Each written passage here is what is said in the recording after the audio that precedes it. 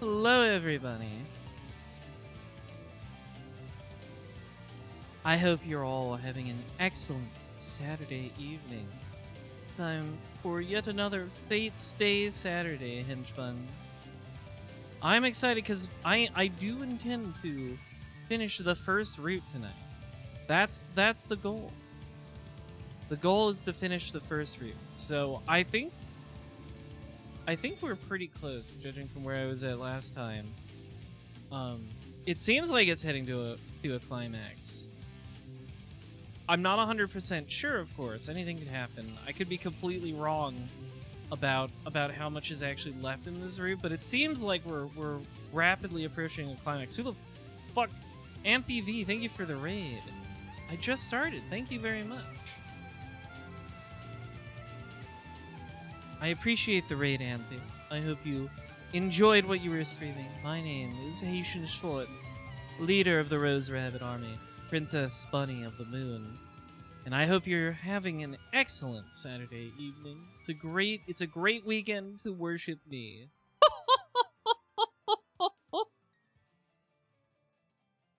Finished up a good stream of Tokyo Extreme Razor. Oh, nice. I've been meaning to play that one.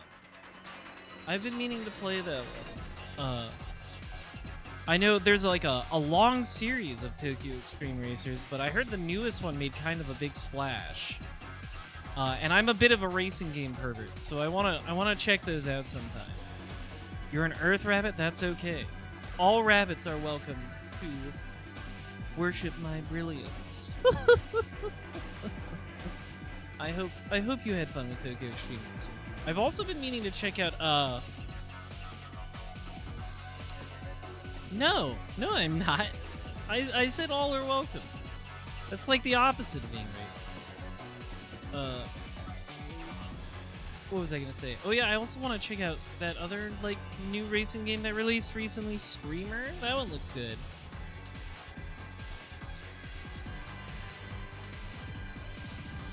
Oh, that's what they meant. Sorry, I thought they were talking about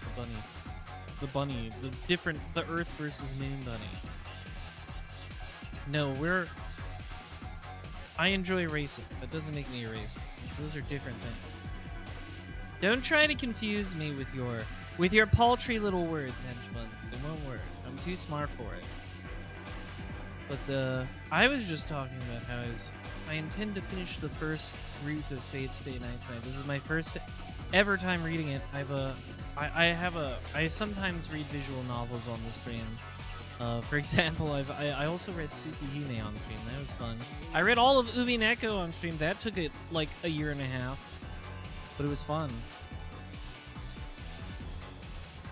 So, one of the things I like doing is reading visual novels on stream, and it's been a lot of fun. Fate has been enjoyable so far. I'm excited to potentially finish this first route tonight. So, let's go over here, Henchbuns. Lower the monitor. There it goes. That's my schedule. We don't have to look at that yet.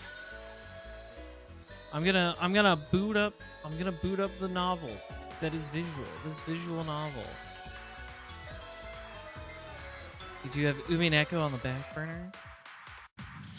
I loved Umineko. That was fantastic. Okay, now it's starting. I'm starting the video again. Your show's on. I'm the show, that's right. The greatest show on Twitch.tv. Okay, even though it's playing Bayonetta music, I must stop the playlist so that we can...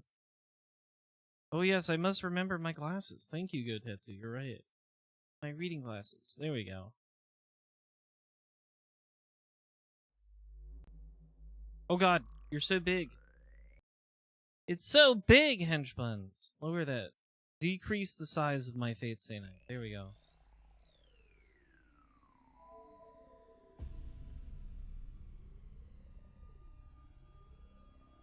Okay. So, last time... Right. Last time we found Kotomine Kiri's corpse basement. That was entertaining. So now he's run off to the shrine at Ryudo Temple. And so that's why I think we're going to some sort of final confrontation here. It certainly feels that way. It certainly feels like a final confrontation is coming. So I'm thinking maybe we could finish this first. That's the idea. Today slowly ticks over into tomorrow. We treat Tosaka's wounds and take her to her room to rest, while I make dinner and eat with Saber in silence. Oh yeah, Rin also got beat up really bad. I thought she was just dead, but she survived actually. Most of my wounds are healed. We only have about an hour or two left. In the meantime, I'll... Oh.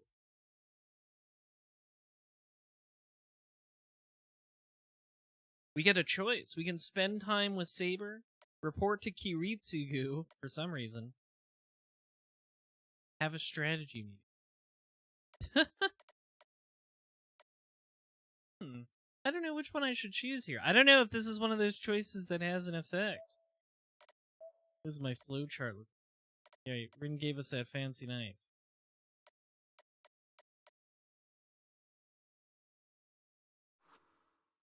Let's see.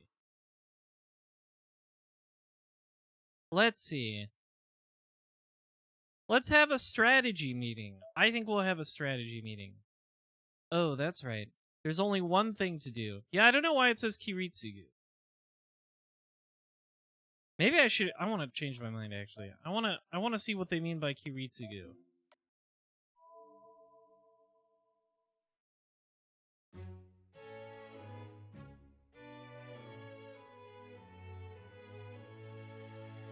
I'm mashing to get through. Sorry, Rin, I'm talking over you. Yeah, I want to know what it means by Kiritsugu. Like, is it like a, hey dad, are you looking down at me from heaven type of thing? I've changed my mind. I'm redoing my choice.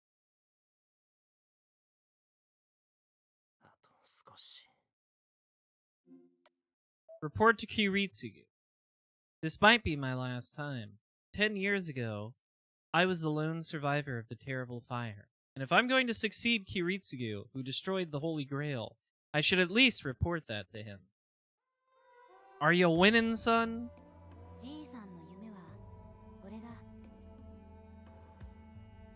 A young boy said those words so long ago. Back then, I didn't even understand the feelings the man left behind, nor did I understand what I wanted to achieve. After 10 years, the thing I kept striving for, the reason I was the only survivor, is about to reveal itself.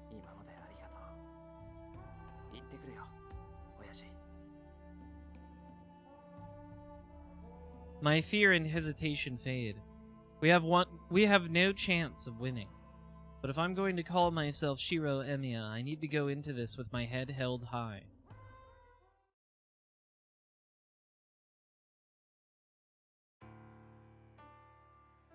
The moon hangs high in the sky. The clouds have finally cleared, and the black of night is giving way to indigo. It will be dawn soon. The long night is about to end. Ooh, nice. Nice mood lighting. Very... hang on, wait a minute. This is actually bisexual lighting. I knew that priest was gay. That's why the sky is lit up like this. He's taken over the shrine, and now he's made it bisexual. It will be the last one. During the night, Saber and I traveled to our final destination. Yeah, it seems ominous. I hear the tension in Saber's voice. She's not the only one. As I quietly nod, I feel a cold sweat trickling down my neck. The mountain feels like a living thing. Chills run down my spine. Stifling pressure assails me with every step I take. With every step you take, the air is thick and damp.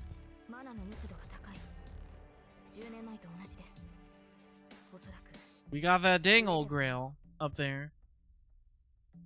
The summoning of the Holy Grail has begun. Maybe it's even over by now. Either way, Gilgamesh has probably defeated Lancer. Yeah, Lancer is definitely getting his ass beat.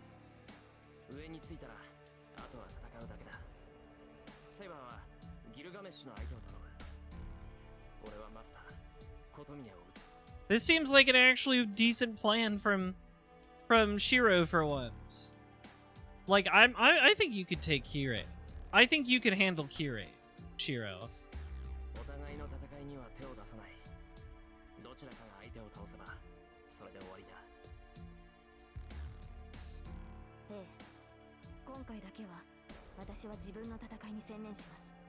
Like, all you gotta do, I mean, I guess he might be able to do some magic bullshit, but I feel like you could just punch out Kirei. I feel this is possible in my heart. Do not fall to that golden chud, Saber. It'd be very embarrassing for you.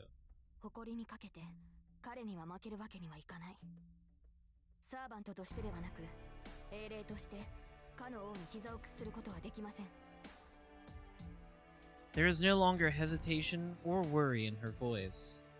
I don't need to say anything else to her. We will head to battle and determine the final master in this war. But if, in the process, if one of us dies, the survivor just has to kill their opponent. Good luck! Even if I'm defeated, as long as Saber defeats Gilgamesh, Kotomine won't get his hands on the Holy Grail.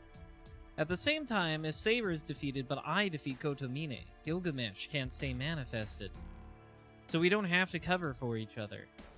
This battle is now each of ours alone. I feel like it won't be so simple, but we'll have to find out. And so we climb the stone steps. The closer we get to the temple gate, the denser the air gets. The red phosphorescence dances in the wind, and the whole place is too brightly lit for nighttime. The air is heavy with death. Just like that day. It reminds me of that fire 10 years ago. But it's different. Bound up in the red light, I spy something that looks like it's going to ooze out over the temple itself. It's out, past the building. A glistening blackness, like mucus, spreads over the vivid red. The mud spreads like oil over the clear ground. I don't think that's good. That seems like a bad sign. You probably should not touch the goo. Gilgamesh stands there, haloed by the vivid red glow. He pays no mind to the blood-red glow or the death-shrouded blackness. The servant, armored in gold, waits in the middle of the temple grounds for Saber and Saber alone.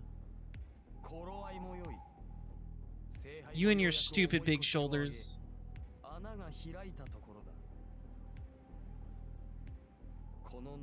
You don't often see Halo in verb form. That's true, but it is a real thing. I've seen it in other places. It's true that it's rare though. I quite like it as a descriptive verb though. I quite like that one. It quite conjures up some vivid imagery. This curse is what the Holy Grail holds within it. It's the third element that keeps us servants in this world.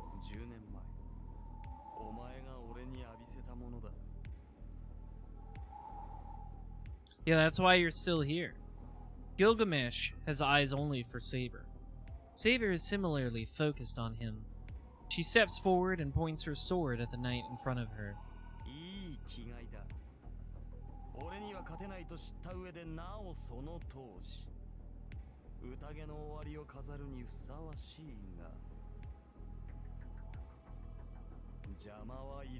I cannot stand that expression. That fucking face.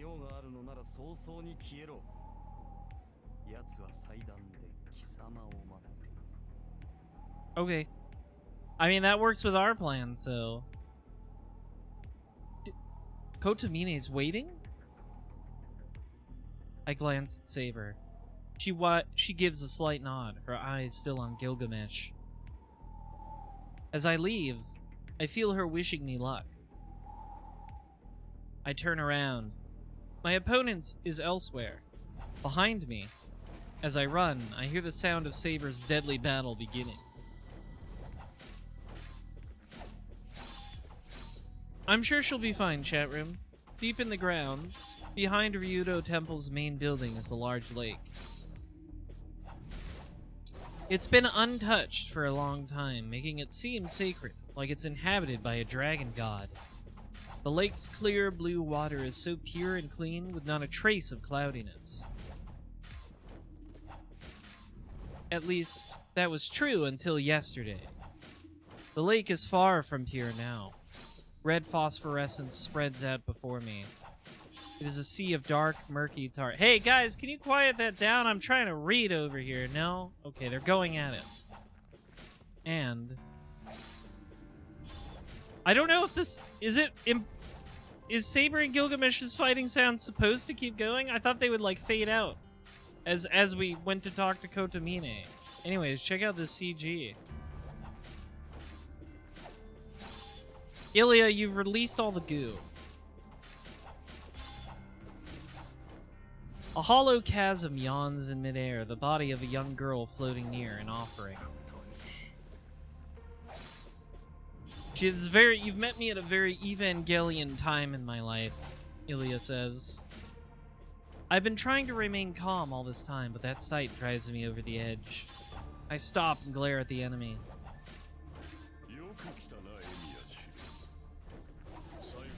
Yeah, it does seem odd that the sound effects are still going.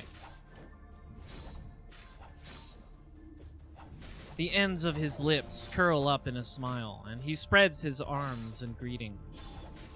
Our final battle will be fought here. This will be the summoning altar in this Holy Grail war. I'm gonna thrash your ass, Kirei. I glare at Kotomine. We're about 10 meters apart. As soon as I take another step, the battle will begin. Once the battle starts, my only option is to rush him and stab him in the chest. But before that, I need to do something about Ilya. I don't know, it's kind of hard to hear him over the noise.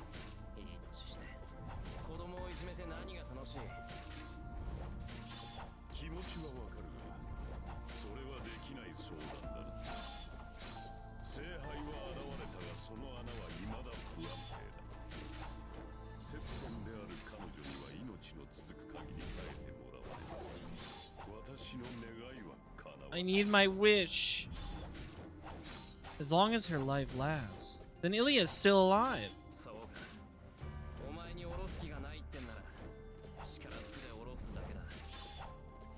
I'm gonna have to beat your ass, Kirei.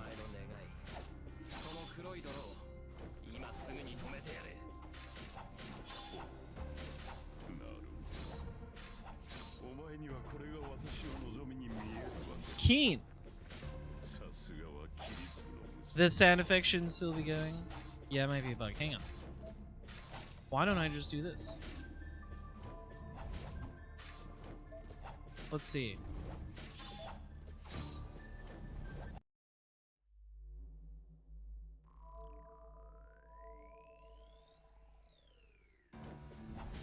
Nope, that didn't stop it. We'll just have to endure, and they should stop eventually, maybe? Or what if I...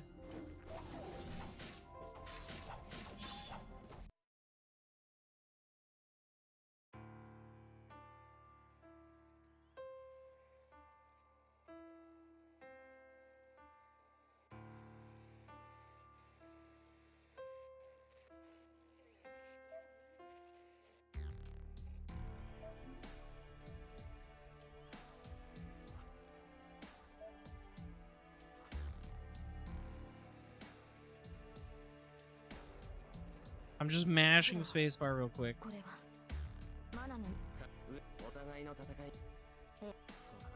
Yeah, maybe it is intended. I just gotta check.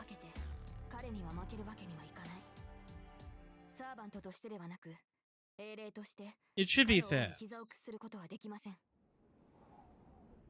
I'm just hoping it doesn't like step over other sound effects that come later. That's my big fear.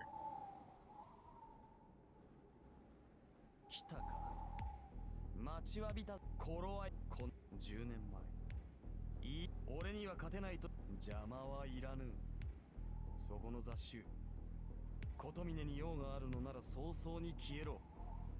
My fear is that if it's a bug, it'll like step over other sound effects that are supposed to come. Okay.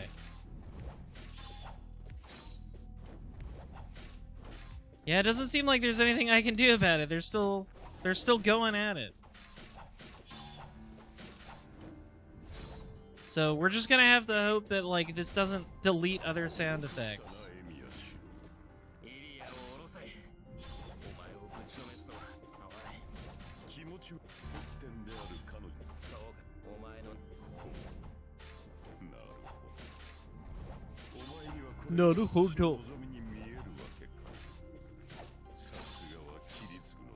I'm hoping it just won't like delete other sound effects that happen. Like this, what's going on now will stop when other sound effects play. So let's just hope on that. You're both stupid. Both you and your dad were stupid as hell. Okay, now it stopped. All I needed was to advance 2 lines. I'm sorry, I was impatient, it seems.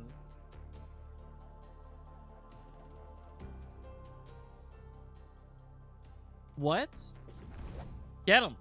I kick off as quickly as I can. There's only about 10 meters between him and me, but I jump to the side, maintaining that distance. Rather than acting on my desire to kill him, my instincts kick in to help me avoid death. I slip sideways and rolled on the ground. I go tumbling across the ground, scrambling to look up. The goo! I glance back at where I'd just been running. The ground is on fire. The dark mud spreading over the lake is steaming. Like a dark carpet. The mud coils and lunges at me, snapping like a whip. It leaves a searing welt on the ground.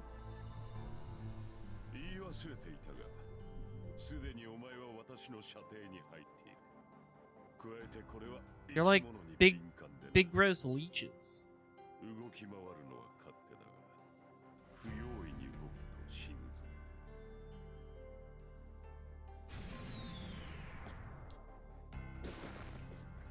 I leap out of the way of the black mud as it strikes at me once again. To hell with darting around blindly. This bastard's intent on killing me. Came back for the tentacle tag? A little bit.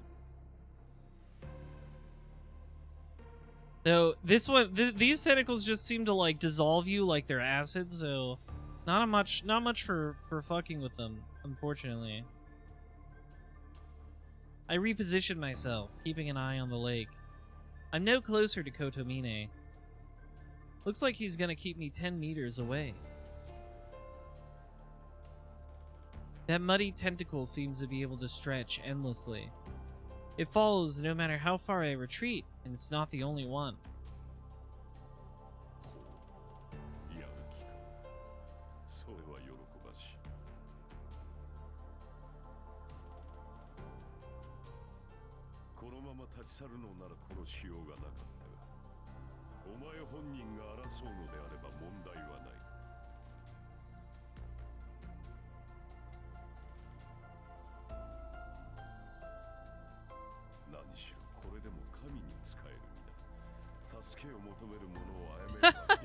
I can kill people not doing that.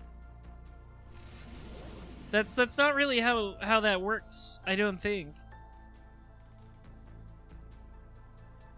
The tentacle twists toward me. It looms over the lake, its sickle-shaped head like a dark serpent. I bite my lip. I'm in about the worst possible situation here. More and more tentacles emerge from the lake. I'm not sure how much longer I can even survive, to say nothing of getting near Kotomine.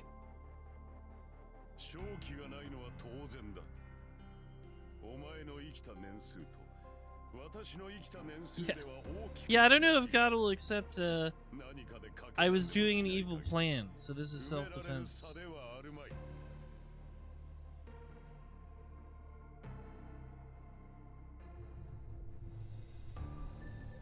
The priest raises his hands. He stares at the heavens like a conductor leading an orchestra. Put your life on the line. He's calling you out, Shiro. The serpents surge forward.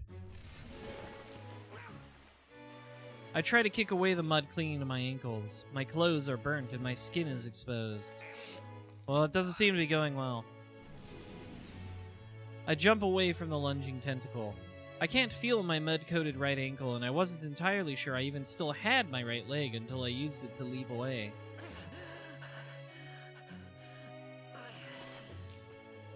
I check my body while I roll. Ankle? Okay, yeah, it's still there. I just can't feel it. If it's more or less intact, I can still probably run. It's actually really hard to run if you can't feel what you're using to run with. I jump in another direction to avoid the mud's relentless attacks. Beside me, I hear a splash.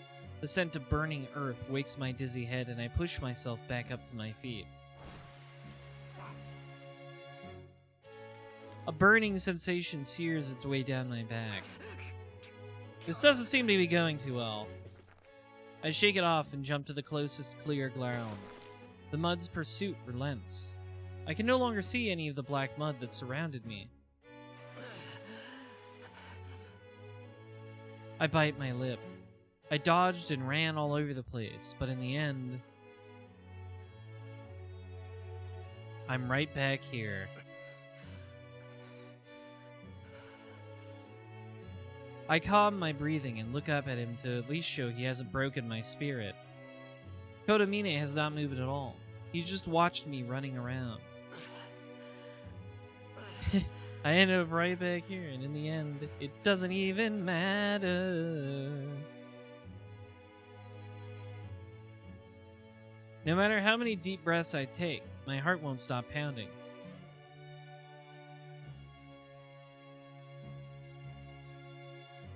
It's warning me that it's at its limit. It needs rest. My heart is ready to burst if I don't rest. That's how rapidly it's thumping in my chest. It's all but jumping out of my mouth at this point. Like a cartoon. Now, Shiro, your heart has actually literally burst before, so I don't think it's quite that bad. I can't do anything. I can't get near Kotomine, and I can't stop that black mud. There's not enough time for me to hold back about using projection. It's my only hope. There's no way forward. I just have to project Saber's sword again. It should be able to cut through that black mud and give me a chance to rush Kotomine. You're kind of getting your ass kicked here, Shiro. The moment he speaks,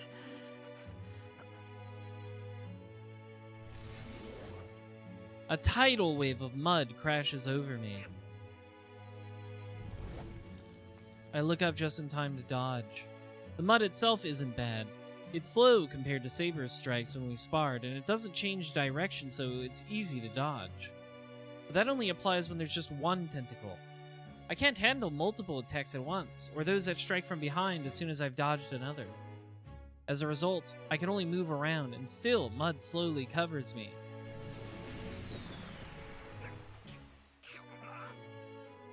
There's no time to rest. I'm not going to be able to use my projection. Projection requires me to form an image of a weapon from the very beginning, so I need at least a full minute of concentration. But if I give Kotomine an opening like that, the only thing left of me will be smoking bones. It'd be like cartoons when they dip somebody in acid, the bones float out. Everywhere the mud touches me, I go numb. At least it's not painful, but if that mud covers my entire body, I might not even know whether I'm dead or alive. If that happens, I'm a goner. I'd melt away, bones and all. It's not looking good, henchmans. It's not looking good for our boy Shiro. I can only run. If I'm going to have any chance of getting near him, I have to do something about this mud. Ouch, I fall down. I can't believe it. I picked now of all times to trip? Oh, it's bad. Kotomine stares down at me as if I were a piece of trash. He points a finger at me, and several snake heads rear up from the lake. Get up. I try to get up, but fall again. I fall. I fall. The snake pursues me, but I still fall. Why? Why? Why? Black mud splashes over the back of my neck. Why? Now that I look closer, my right leg is entirely black. Yeah, that's not good. No leg anymore. Black mud rains down on me. Like a torrential downpour, it engulfs my entire body, and all I can do is await the oncoming tide of despair.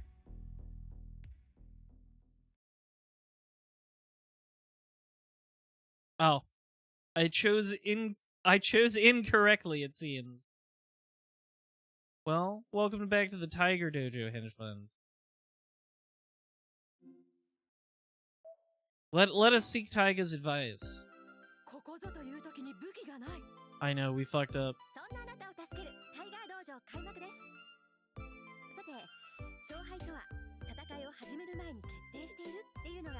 Well, they did say I couldn't possibly win.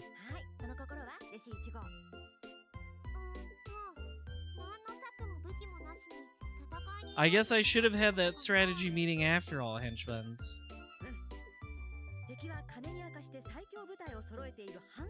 The power of his ridiculous wealth. I knew it. Gilgamesh is bourgeois.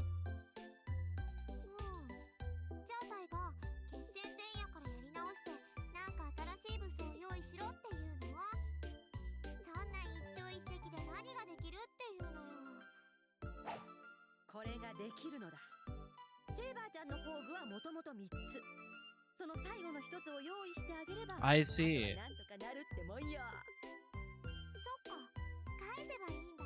Give her that sheath back.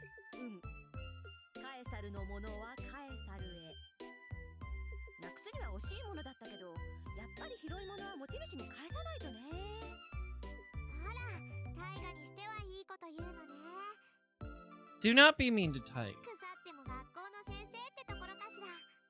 Why is everybody so mean to Taiga? I think she's delightful.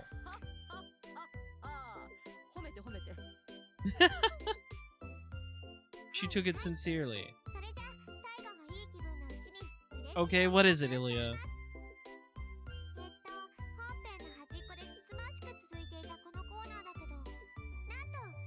Oh, it's the final episode, is it? 100 million yen in debt.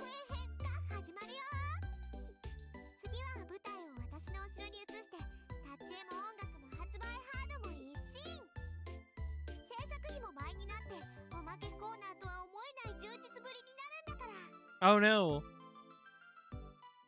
They're making it a AAA sequel.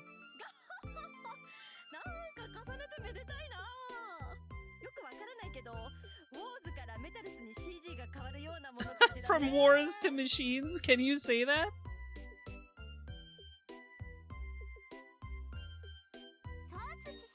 Can you say that? Can you get away with that?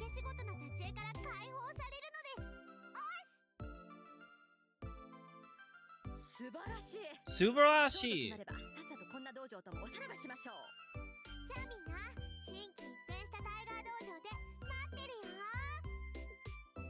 I'm sure.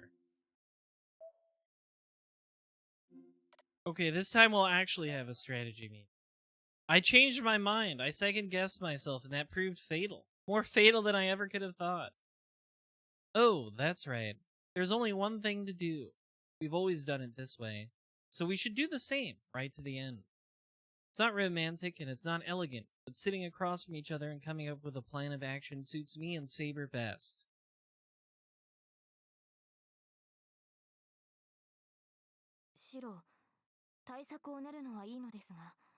Where we first met. Where we first met. いや、ここじゃないと調子が出ない。いいから中に入ろう。考えなしってわけじゃないんだ。ああ。シロがそういうのでしたら従いますが。Saber reluctantly follows into the shed.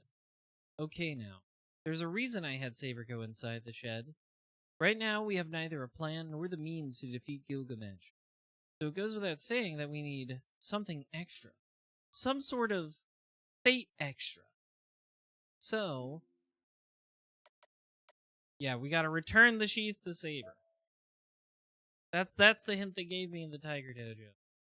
I should return the sheath to its rightful owner. I don't know if it'll work, but I have to try. But Saber did manage to put her hand into my body to check whether the sheath was there. So it's probably not impossible to extract. Just have her rummage around in your guts again, Shiro. I know you enjoyed it so much the first time. それは本気ですか、シロ。 I know you enjoyed her stirring you up. 本気だよ。もともとあれはセイバーのものだろ。ならセイバーに返すのは当然だし、この鞘があればあいつにだって勝てるかもしれない。確かに、鞘が戻れば私の魔力も上がります。 I would say increase dramatically, probably. それでもギルガメッシュに勝てる保証はありません。それに、鞘を摘出してしまったら、 Well, シロはどうするのです。 having the sheath inside him didn't really seem to protect Shiro from the black Grail mud, so it's not like he needs it.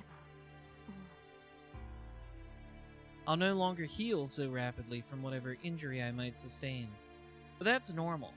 I've relied on this regeneration too much. Nobody should be immortal. I shouldn't keep it anymore. 鞘を取ってくれ、セイバー。これは俺たちが勝つための絶対の条件だ。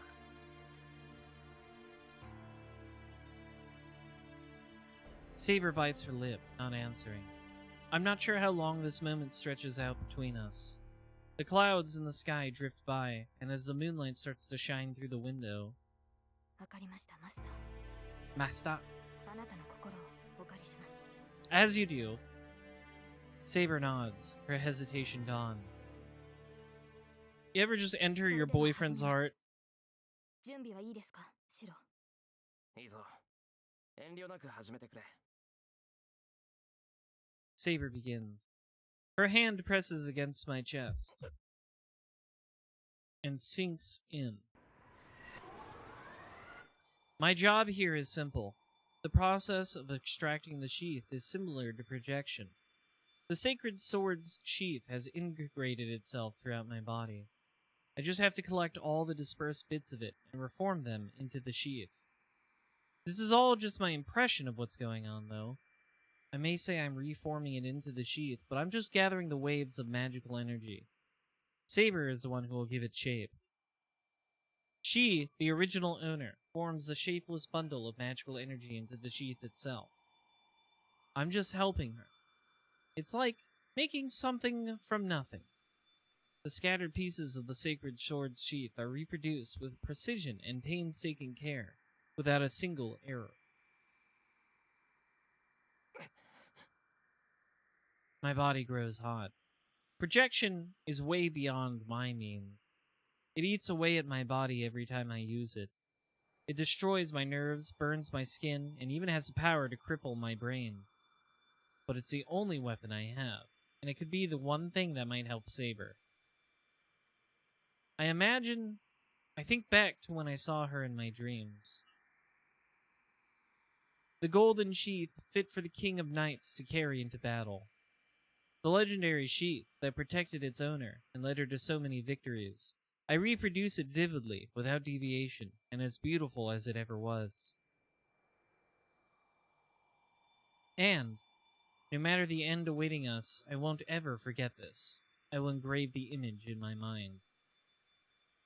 Another very desktop screensaver-ass CG. That's definitely... that one, for sure, was somebody's screensaver. Absolutely. I would make it my screensaver now. It goes hard. I hear Saber's voice. I feel something that was within me for the longest time escape from my body. すごい。見事です、シロ。ここまで完璧に戻せるなんて他の誰にもできません。 You did a good job, Shiro. She's praising you. It must have come out great, as Saber is so elated it surprises me. My body is still so searing hot that I just topple face first into the ground. あ、 Typical Shiro moment. すごい汗です。今拭くものを持ってきます。 Saber hurries back toward the house. As I listen to her footsteps, I take a deep breath. I think that turned out great. It was perfect. I don't think anything else I project will ever turn out so perfect. じゃあな。今までありがとう。 I bid farewell to the thing that had been a part of me for so long.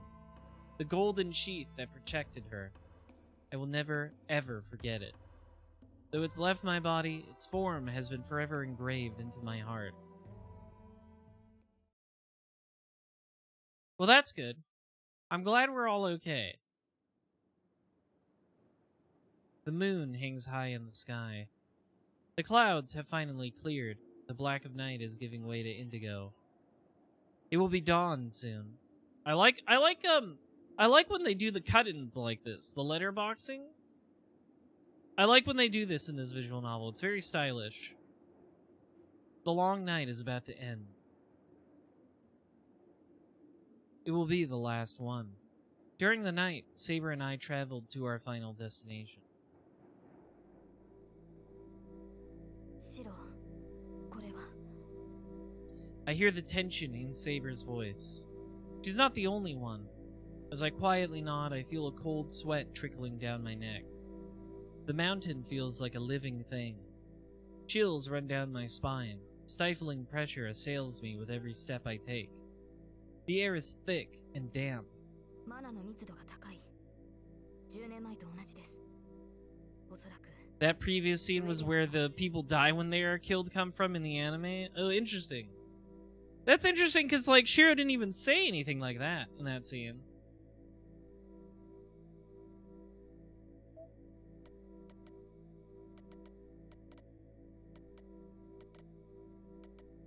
Yeah, he doesn't even say anything like that.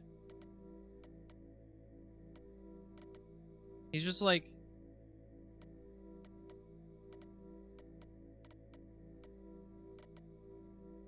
I guess maybe it's something along the lines of, like, maybe where he says, like, people shouldn't be immortal.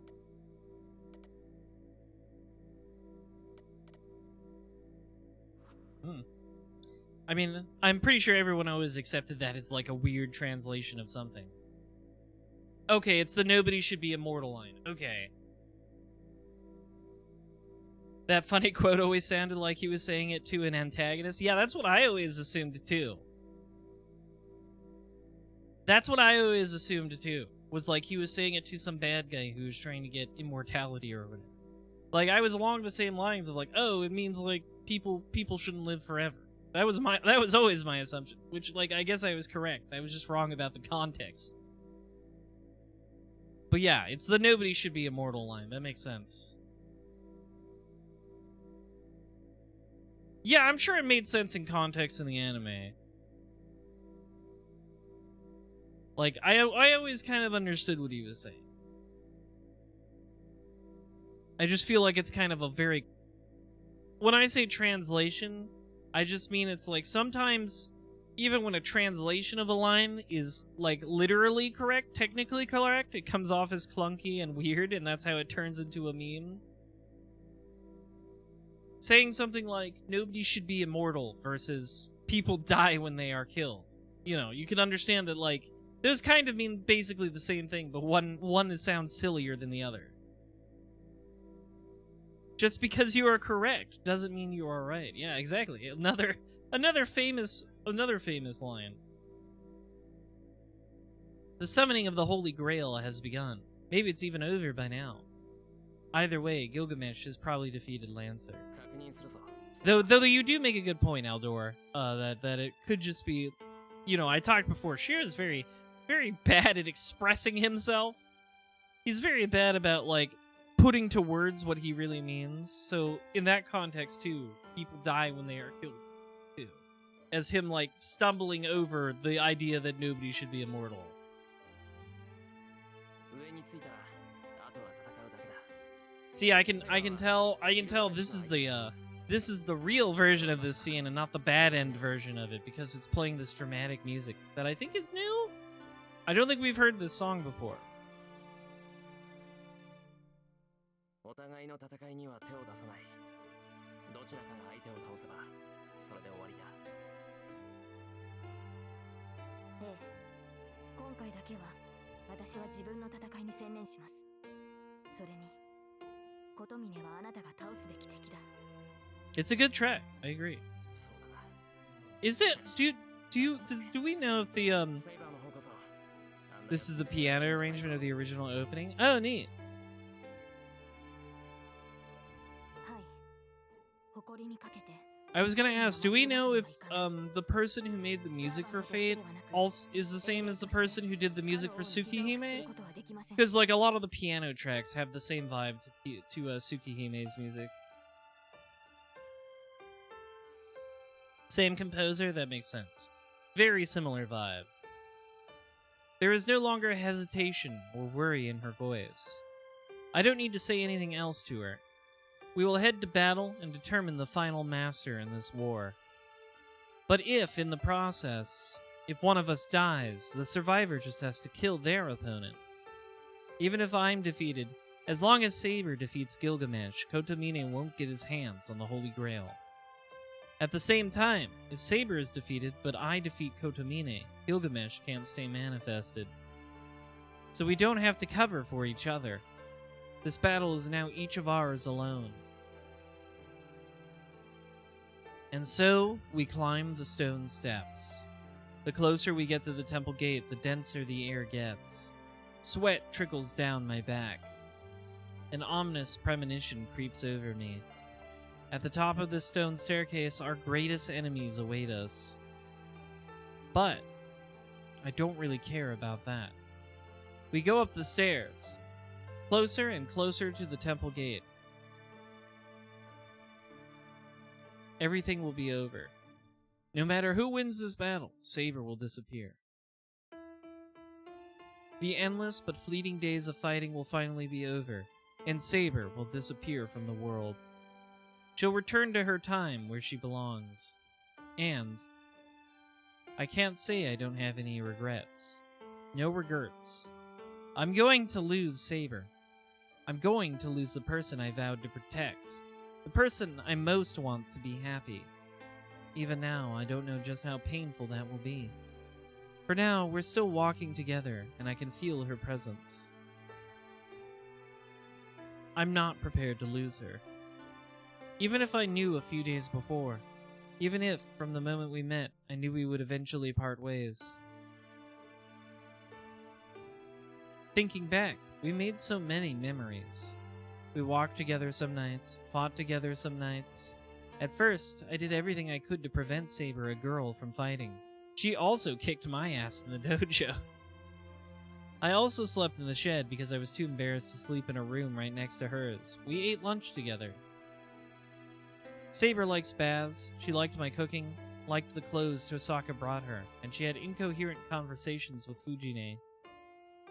She pushed herself, shouldered all the burdens herself, and finally collapsed. And then we explored the depths of our hearts in the ruins.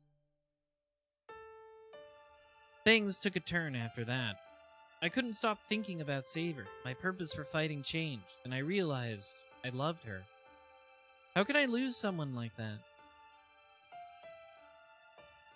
Saber doesn't say anything. I can't think of anything to say either. Once we've climbed the stairs and reached the top, there will be nothing for us to talk about. A little while later, I'll lose Saber and have to say goodbye. But this is the only time we have to say goodbye. We climb the stairs. If I want to avoid saying goodbye, I just have to chatter about insignificant stuff like before. For example, let's go to town when we go home. What should we eat for breakfast tomorrow? Insignificant stuff. I can't even seem to do that, though. Because whatever I say, those could end up being our last words. A clear end. Neither Saber nor I could say a clear goodbye.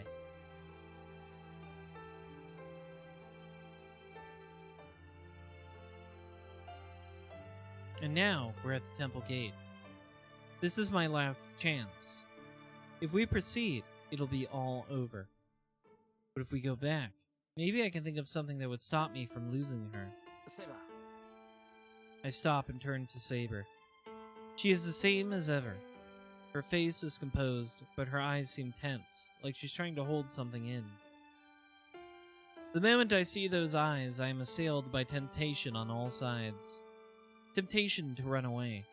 Temptation to turn back so I don't lose her. Temptation to tell her what I really want, assuring me she'll accept. My resolve wavers. The temptations are begging, itching to be voiced. I bite my tongue. 行こうこれが最後の Quick, she... He's like thinking, quick, I can't tell her how much I don't want her to die. Think of something cool to say. I tell her, just like usual, as her master. Saber nods silently. I see the strength in her eyes, full of resolve as they always were. I won't make any requests. The same way she believes in me, I'm going to believe I made the right choice.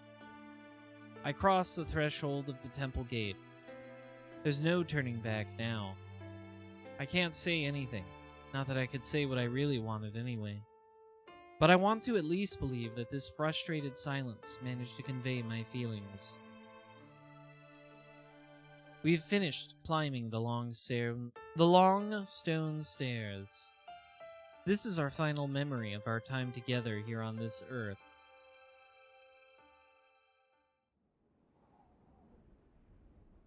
The summit is bathed in a crimson glow. Wind whips at my face, seeming to come from that red light somewhere at the rear of the temple grounds. The air is heavy with death. It reminds me of that fire 10 years ago. But it's different. Bound up in the red light, I spy something that looks like it's going to ooze out over the temple itself. It's out, past the building. A glistening blackness, like mucus, spreads over the vivid red. The mud spreads like oil over the clear ground. It oozes over the ground, contaminating it, killing everything it touches. It's like a visible curse. Even a mage like me, still in training as I am, understands that stuff only acts on the human psyche and will only swallow human bodies. 来たか Hello, 待ちわびた Gilgamesh. ぞセイバー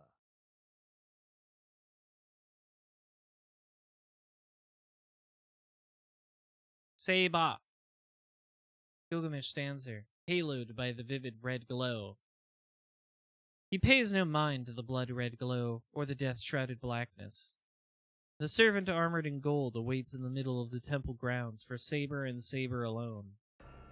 頃合いも良い聖杯もようやく重い腰を上げ穴が開いたところだこの呪いこそが聖杯の中 The third element. この世に留める第三要素 Third element is good. 10年前お前が俺に浴びせたものだ Gilgamesh has eyes only for Saber. Saber is similarly focused on him.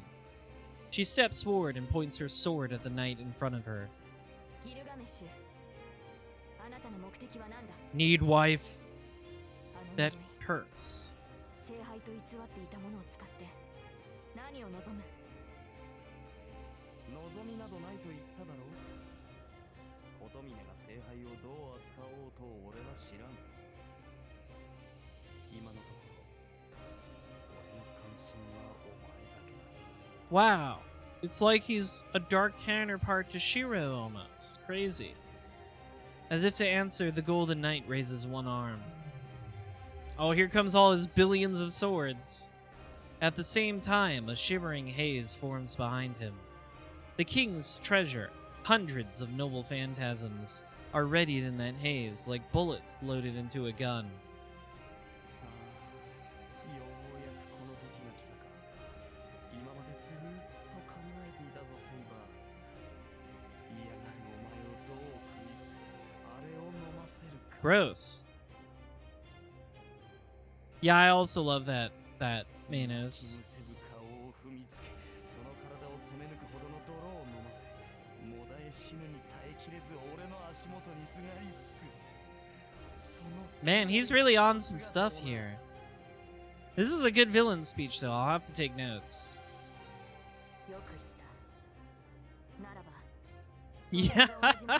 Get his ass, Saber. 英雄王。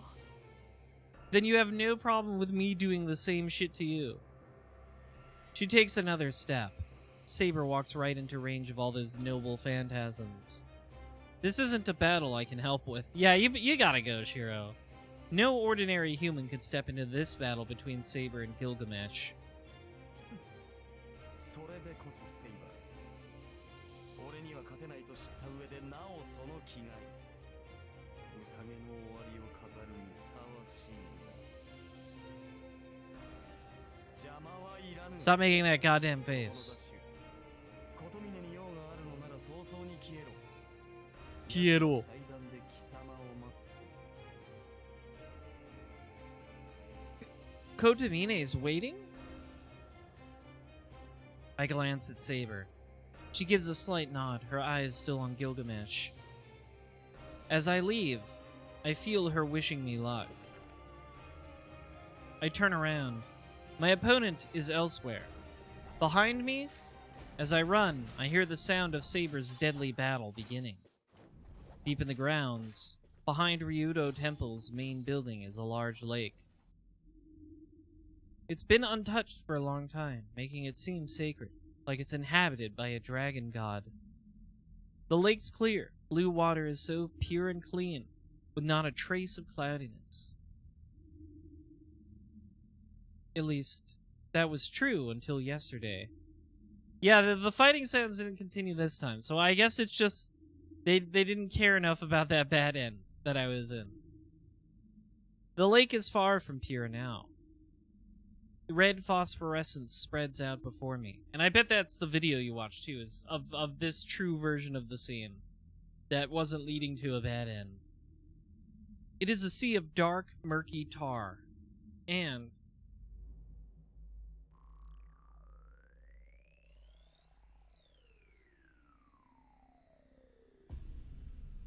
like I said, a very Evangelion-ass CG. A hollow chasm yawns in midair, the body of a young girl floating near in offering. I've been trying to remain calm all this time, but that sight drives me over the edge. I stop and glare at the enemy. What if Shiro got mudded because he couldn't hear what was going on? That's what it felt like. Those sound effects were loud. The ends of his lips curl up in a smile. He spreads his arms in greeting. Our final battle will be fought here. This will be the summoning altar in this holy Grail war.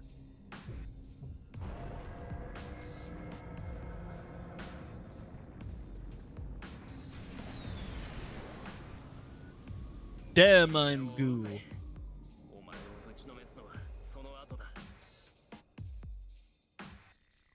We're about 10 meters apart. As soon as I take another step, the battle will begin. I don't know what kind of mage Kotomine is, but he likely uses projectile weapons like Tosaka. On the other hand, my only option is to get close and punch him in the face. Truer words have never been spoken. Even with Tosaka's dagger concealed behind me, I still need to get close. Once the battle starts, my only option is to rush him and stab him in the chest. But before that, I need to do something about Ilya.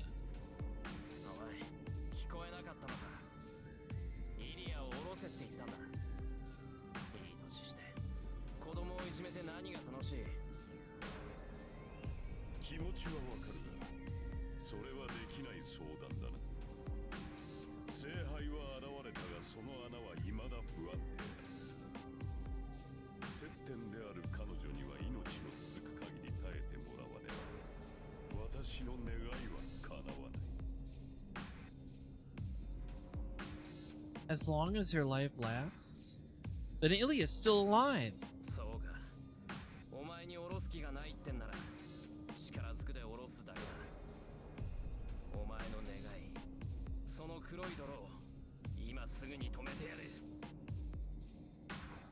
Let's try not to get owned this time, Shiro.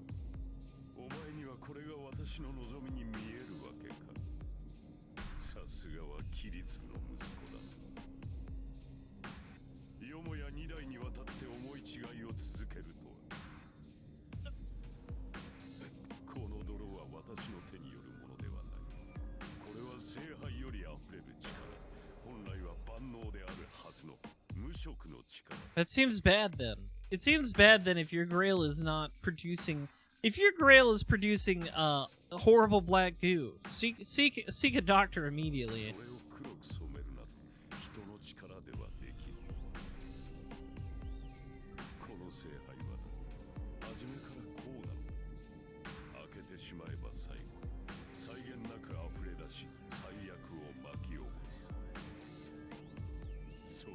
This, I drew a holy grail, but it's fucked up and evil. Just a look into my dark little mind.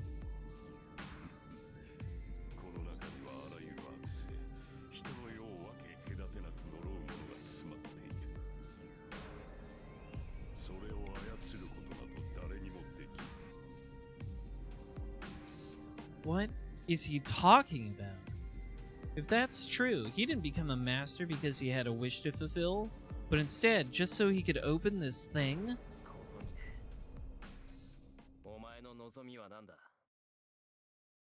I grind my teeth and glare at him. He smiles wider.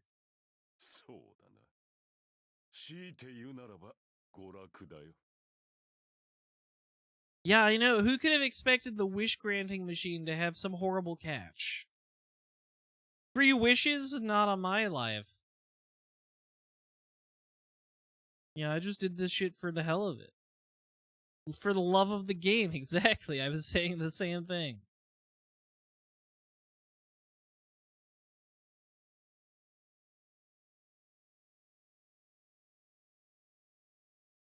It's such a simple answer.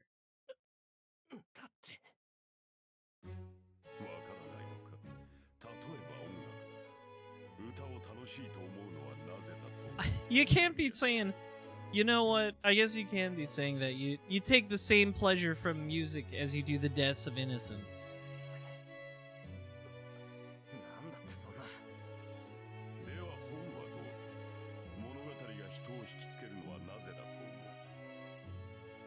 Why? I've never thought about that sort of thing before.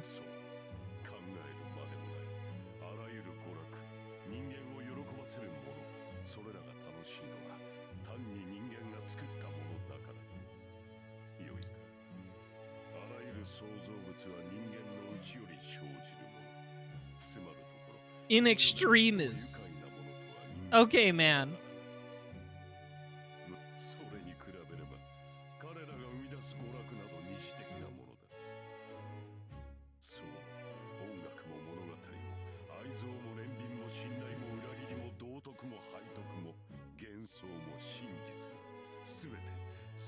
Yeah, this is like one of the most Catholic things I've ever heard.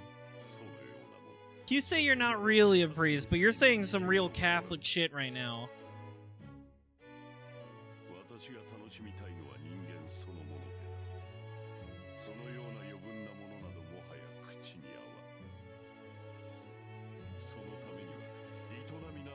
Entertainment? That's not real. That's not real, and also it's bad for you. The only things you need are killing each other for the love of God or whatever. What a Catholic.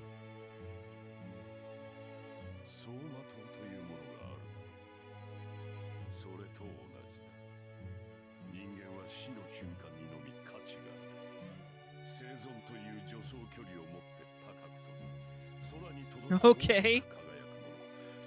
I really do admire, not admire so much. Maybe the word is respect, how fucking insane this guy is.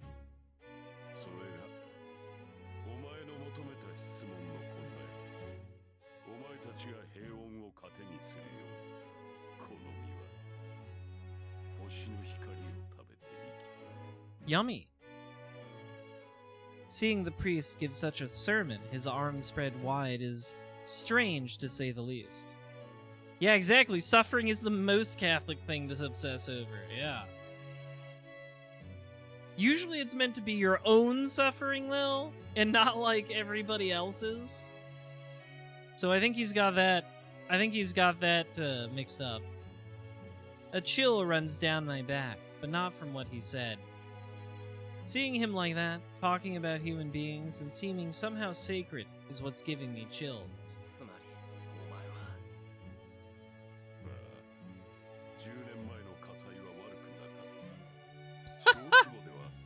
Still got me a little. I got half chubbed from it. Not enough, I'm afraid.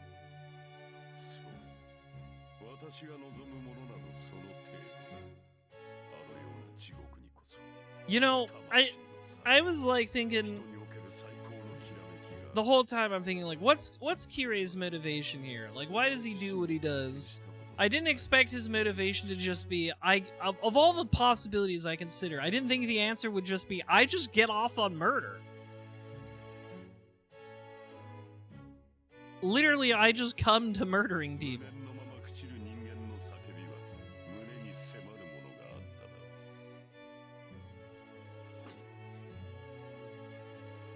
Bullshit.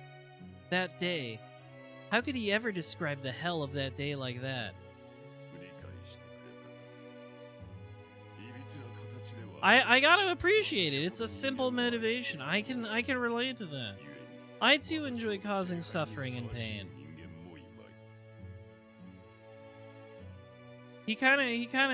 I expected, I went into this expecting him to have some sort of like tragic backstory that would give him an understandable motivation, but he's just like, no, I'm just a psychopath. And I'm like, this is awesome, actually.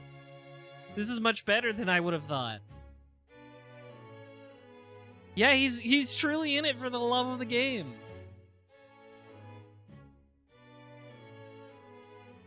The priest smiles, pleased with himself.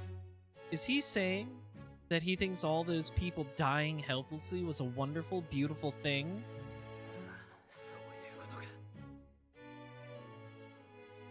I focus on my feet. Every muscle in my legs tenses, ready to break into a sprint.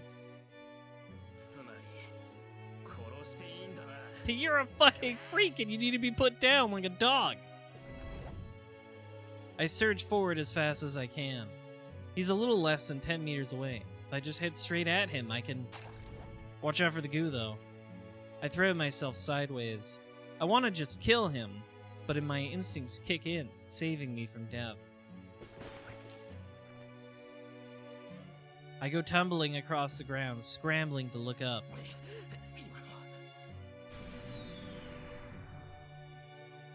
I glance back at where I'd just been running. The ground is on fire. The dark mud spreading over the lake is steaming. It's like a dark carpet. The mud coils and lunges at me, snapping like a whip. It leaves a searing welt on the ground.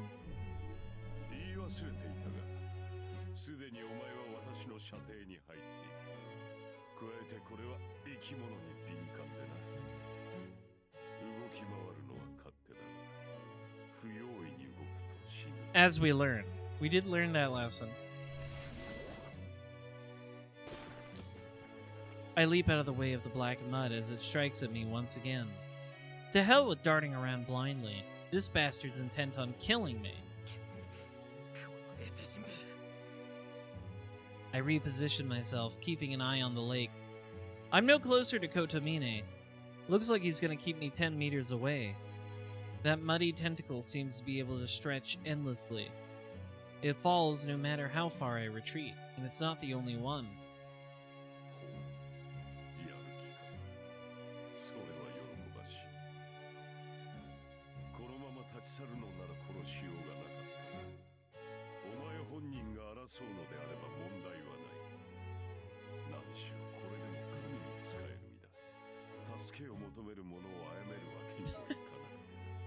What a good line.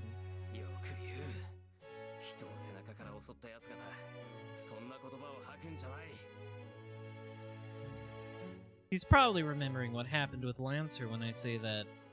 Kotomine laughs, as if impressed.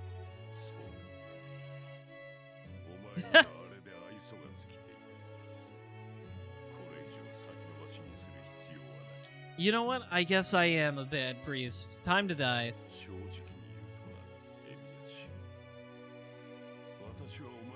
Thank you, Aldor. I'm glad you've enjoyed them. I've been enjoying this as well.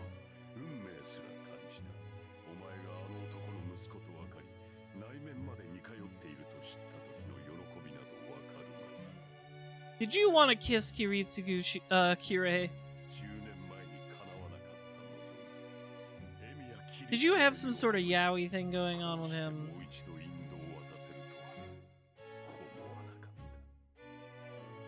I knew this priest was gay. The tentacle twists towards me. It looms over the lake, its sickle-shaped head like a dark serpent. I bite my lip. I'm in about the worst possible position here. More and more tentacles emerge from the lake. I'm not sure how much longer I can even survive, to say nothing of getting near Kotomine. 勝機がないのは当然だ。お前の生きた年数と私の生きた年数では大きく開きがある。何かで掛け算でもしない限り埋められる差ではあるまい。 See, you can tell this one's on the bad end, because there's a lot more effort put into its presentation. He's like sliding around. Yeah, this Kirei guy, he's quite the scenery chewer. I like it a lot. The priest raises his hands. He stares at the heavens like a conductor leading an orchestra. 命をかけろ。あるいはこの身に届くかもしれん。 The serpents surge forward.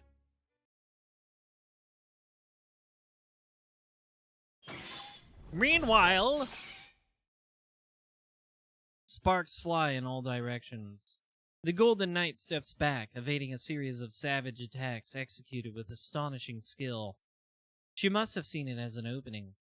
Saber twists away from a short sword fired at her and takes a step toward her enemy.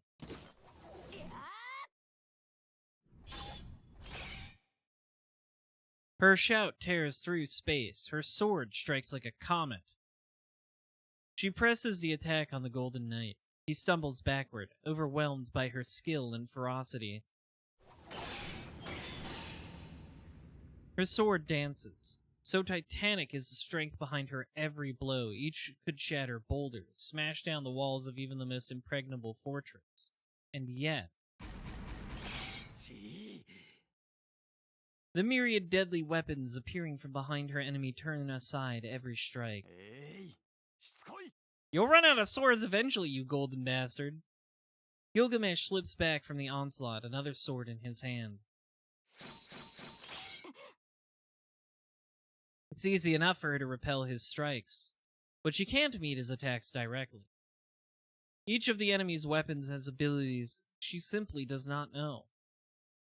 Being struck by a weapon and not knowing what it might be able to do is suicide. Saber steps away from her cornered enemy to compose herself. Gilgamesh, on the other hand, is not at all troubled and picks himself up. 懲りぬ女よ。何度やっても無駄だとわからぬか? No. Gilgamesh shows no sign of fatigue. To him, this battle is merely a bit of entertainment. He can't very well feel nervous or tired when he knows with perfect certainty that he will win.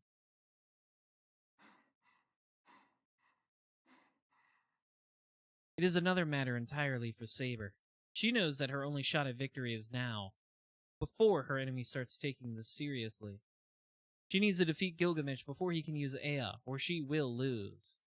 And so, even knowing that it might be impossible, she does not relent in her onslaught, giving no thought to her own stamina. This isn't the first time she's cornered her enemy, or the second, but she's never been able to break through his wall of noble phantasms. まだ続けるのか?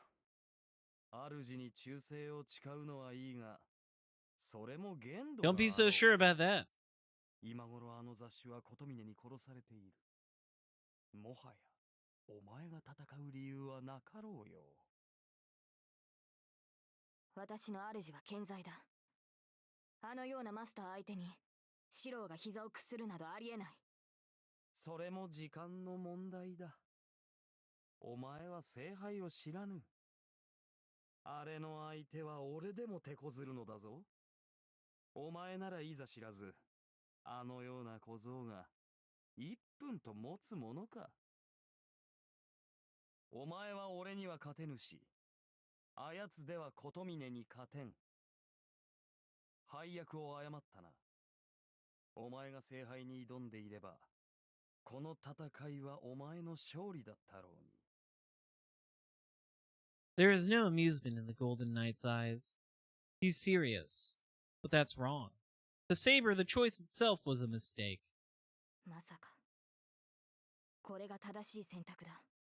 The corpse 私 of は a 貴様にな man. ど負けぬし、 That's a good description. シロはあのような死者には負けない。まだ出てもいない結果を期待するとは、英雄王の名も地に落ちたというものだ。 Ooh, get him. Drag his ass, sis. ほう。減らず口を言うだけの体力は残っていたか。 The air around Gilgamesh twists and distorts. That's it. More swords. More and more noble phantasms appear behind him. 来るか。 She adjusts her grip on her sacred sword. In truth, there is a way. There's only one way to defeat the Golden Knight. だがそれには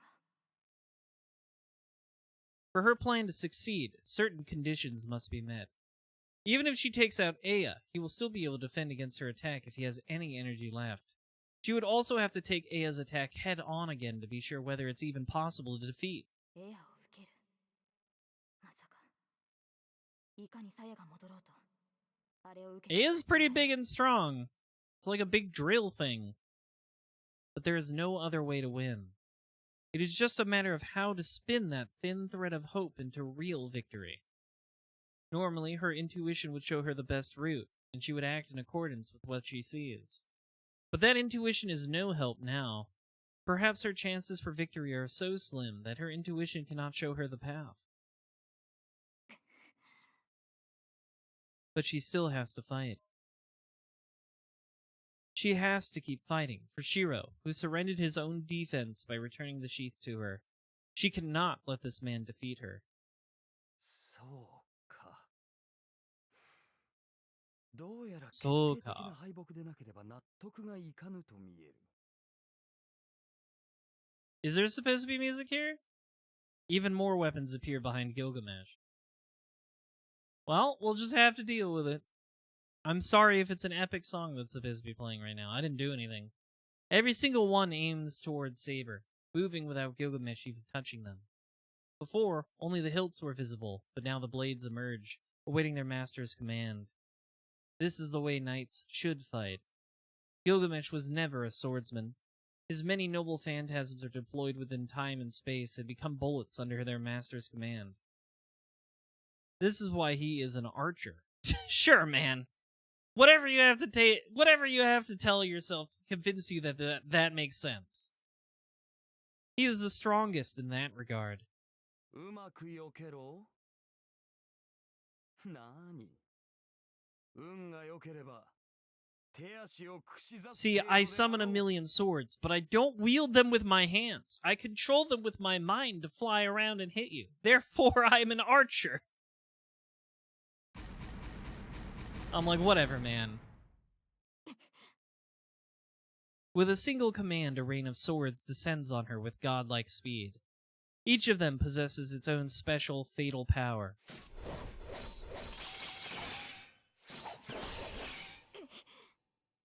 She evades every single one, as if gracefully slipping between falling leaves. A sword from the front, a spear from the left, pole arms from above and below. A three-pronged sword sweeping at her in an arc. A hammer larger even than her streaks towards her like a meteor. She blocks, parries, dodges, and twists away from the final attack.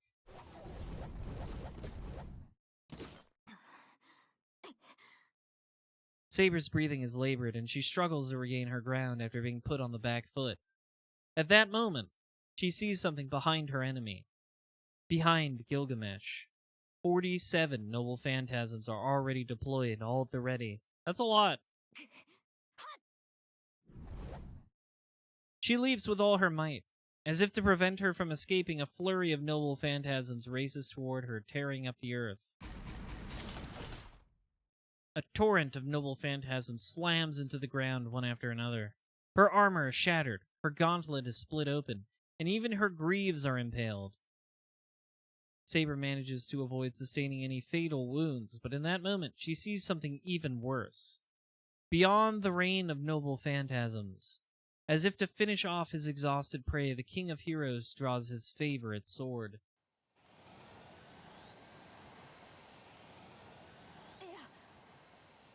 That's bad. The big drill sword that makes no sense. Saber lets gravity carry her back to the ground. She lands hard and immediately pours magical energy into her sword. But she isn't sure she can make it in time. The wind howls, the blade of light emerges, and she raises her sword without waiting for the wind to finish unraveling.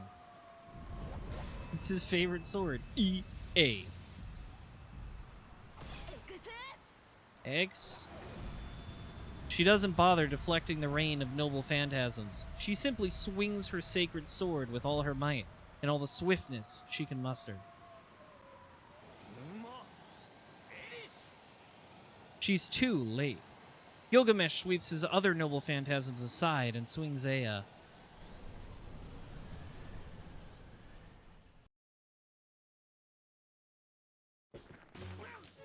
Meanwhile, again, I'm sure she'll be fine, chat room.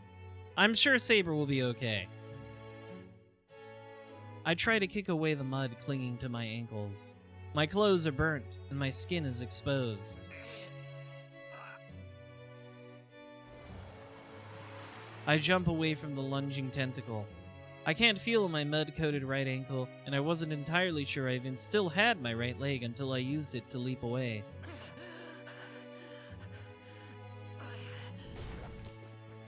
I check my body while I roll. Ankle? Okay, yeah, it's still there. I just can't feel it. If it's more or less intact, I can still probably run. Gotta escape from the tentacles, Shiro. You don't know what they'll do to you. I jump in another direction to avoid the mud's relentless attacks. Beside me, I hear a splash. The scent of burning earth wakes my dizzy head, and I push myself back up to my feet. A burning sensation sears its way down my back. I shake it off and jump up to the closest clear ground. The mud's pursuit relents. I can no longer see any of the black mud that surrounded me. I don't know if this is going better than that bad end I got. I bite my lip. I dodged and ran all over the place, but in the end, it didn't even matter. I'm right back here.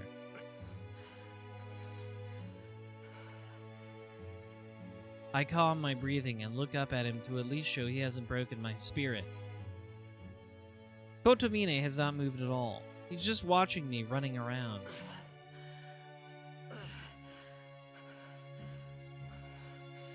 No matter how many deep breaths I take, my heart won't stop pounding. It's warning me that it's at its limit. It needs rest. My heart is ready to burst if I don't rest. That's how rapidly it's thumping in my chest. It's all but jumping out of my mouth at this point.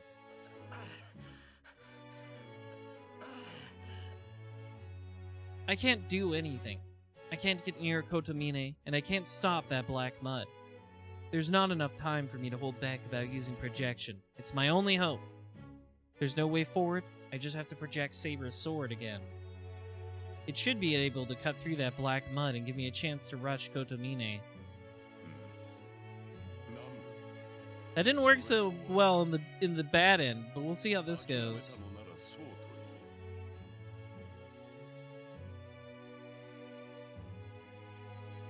The moment he speaks,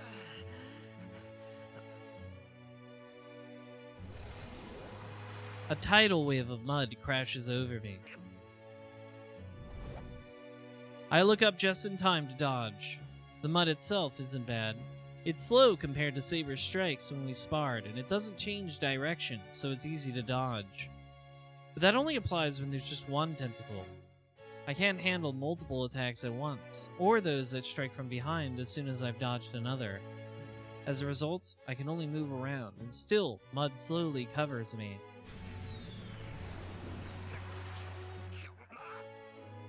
There's no time to rest. I'm not going to be able to use my projection. Projection requires me to form an image of a weapon from the very beginning, so I need at least a full minute of concentration. But if I give Kotomine an opening like that, the only thing left of me will be smoking bones.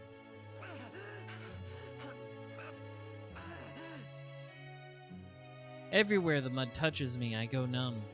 At least it's not painful, but if that mud covers my entire body, I might not even know whether I'm dead or alive. If that happens, I'm a goner. I'd melt away, bones and all.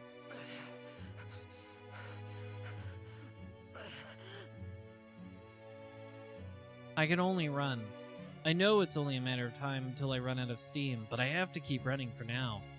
I have no chance of reaching Kotomine while all I'm doing is avoiding the mud.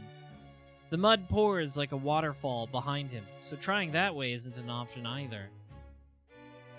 If I'm going to have any chance of getting near him, I have to do something about this mud. I know, the zoning is intense. Oh, you tripped again. I can't believe it. I picked now of all times to trip? Kotomine stares down at me as if I were a piece of trash. He points a finger at me, and several snake heads rear up from the lake. Get up. I try to get up, but fall again. I fall. I fall. The snakes pursue me. But I still fall. Why? Why? Why? Black mud splashes over the back of my neck. Why? Now that I look closer, my right leg is entirely black. That's not good. そこまでか。少しは楽しめると期待したが、所詮は切り継ぐの息子。つくづく駅にならぬ連中。 What a disappointment.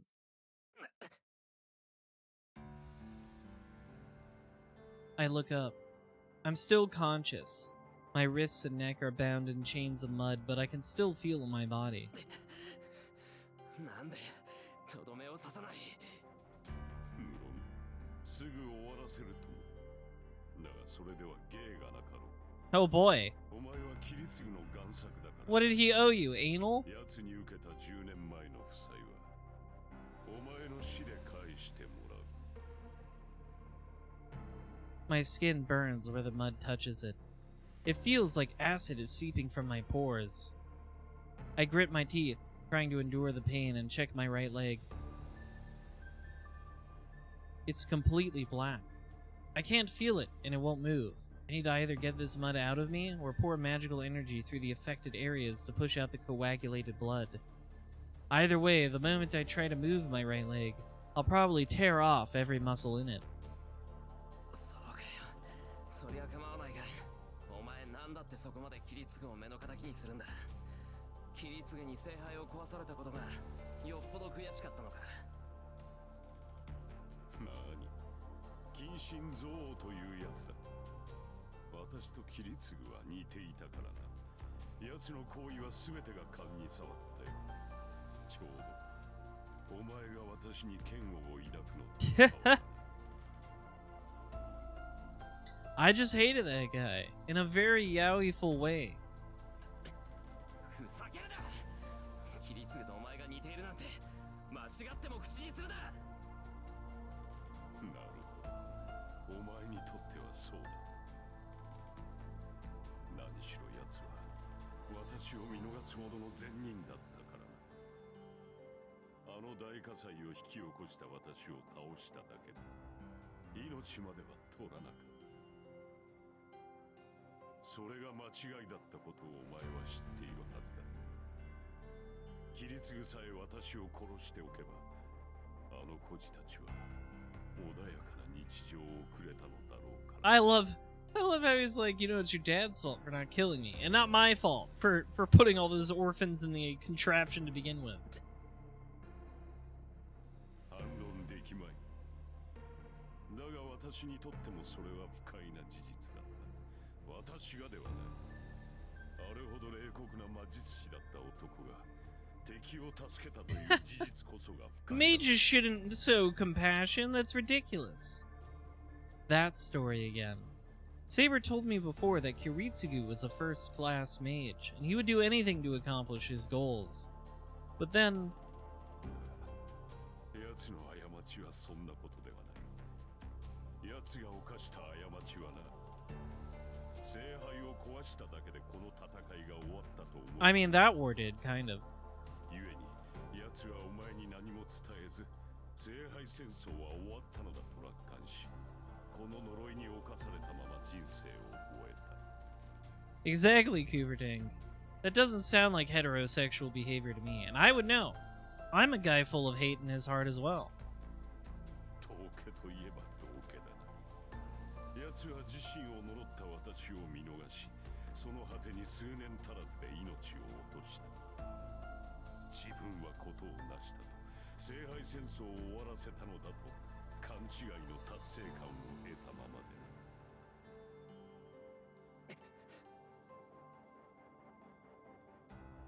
Hold on. Does that mean Yuritsugu died because of Kotomine?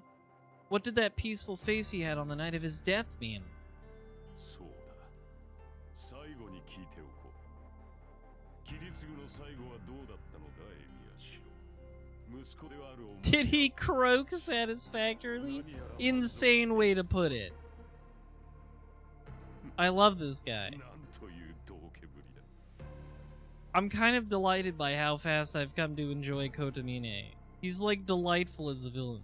I didn't expect him to just be like, I'm evil and I love it. I love actually being the bad guy.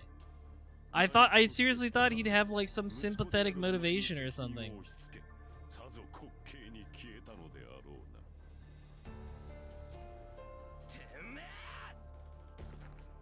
な。 Teme! I kick at the ground. I force my leg to move, flooding it with magical energy. Probably hurts. Muscles tear, but I ignore it as I lunge forward on all fours like a wild animal. そうだ。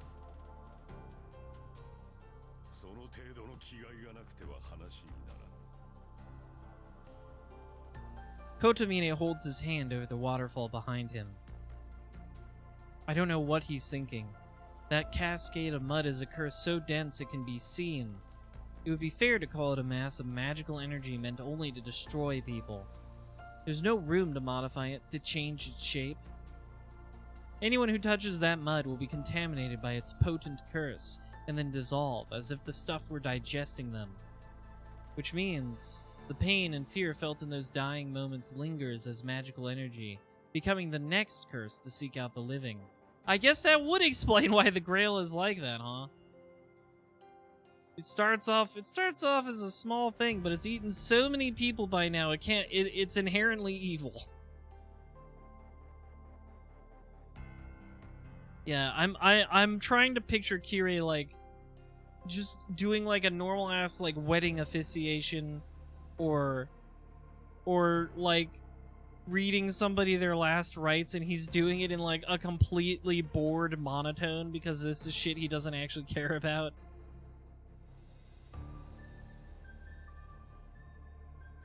Whoever touches that stuff will die. Any who touch it will die unless they can get the mud out of themselves. Even so, the priest sticks his hand into the waterfall, smiling. That is true, he might enjoy funerals. He loves it when people die, as we've established. He fills his hand with darkness. I know instinctively that this will be different than before. A flash of light illuminates the world. The moment I realize it's the light of Saber's noble phantasm.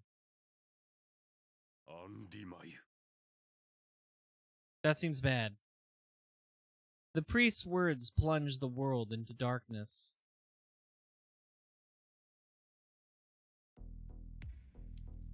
Meanwhile, again, she'd been blinded by light a moment ago, but now she's cast into darkness. If she had been conscious, she would have seen that it was a black polar light. The darkness was momentary, but it was not darkness. It was a swarm of tiny curses. The darkness sweeps her body away, and the discomfort jolts her to wakefulness.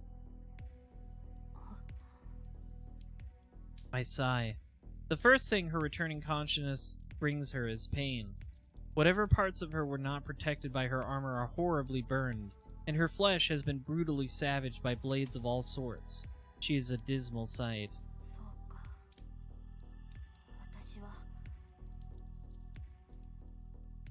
Aya defeated her. Gilgamesh unleashed his noble phantasms, and she could not defend against so many. Then Ea struck her. She barely managed to deflect it with Excalibur, but the damage to her body was too severe. Her wounds heal on their own without using magical energy, but even the protection of the sacred sword's sheath is unable to return her to full health in an instant. And then...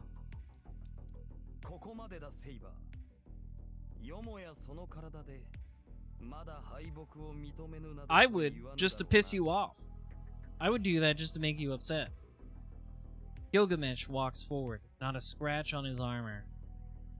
Saber lays on the ground, looking up at her enemy. There's nothing she can do right now. Nothing can stop him from doing whatever he likes with her now.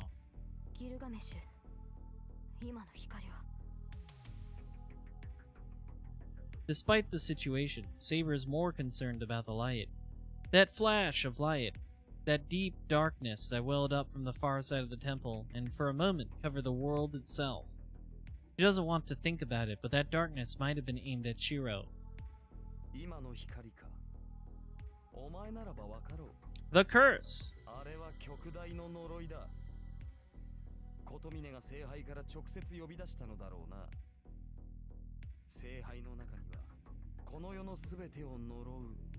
Cursing the entire world. That sounds bad.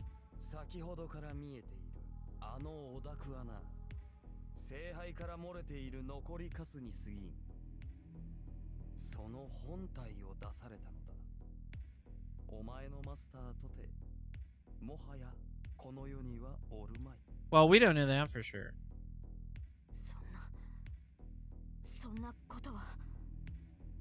Saber wills her body to move. But she knows she can't. She can't just lay down, though.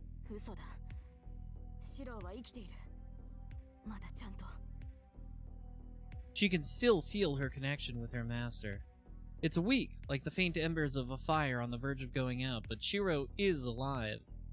She has to keep going. If he fights something unheard of or incomprehensible, Shiro will be no match for it. He's too stupid. Saber clings to that faint warmth again and wills herself to move. But it's still useless. Even the sacred sword sheath needs a few more minutes to restore her.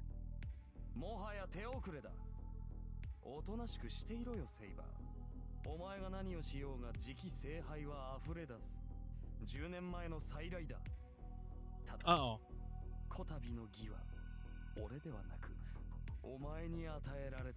Not the goo. I don't want it. They're gonna try and fill Saber with goo. The Golden Knight smiles as he turns his gaze up to the burning red sky. Yorokabe! Guys in this game sure love saying that.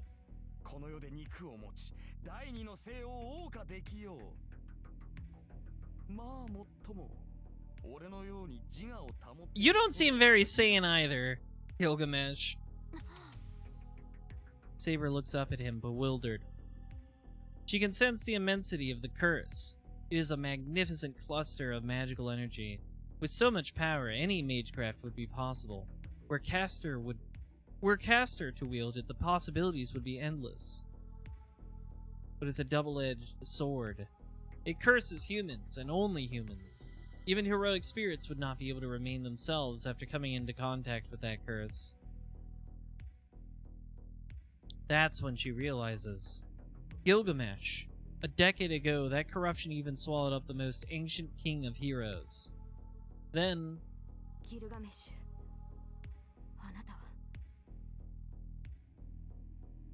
he's gone mad.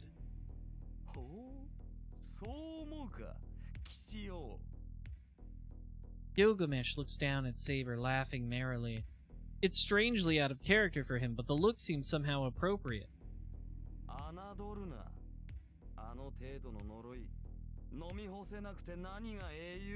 Yeah, you sure seem abnormal. Are you sure? Are you sure about that?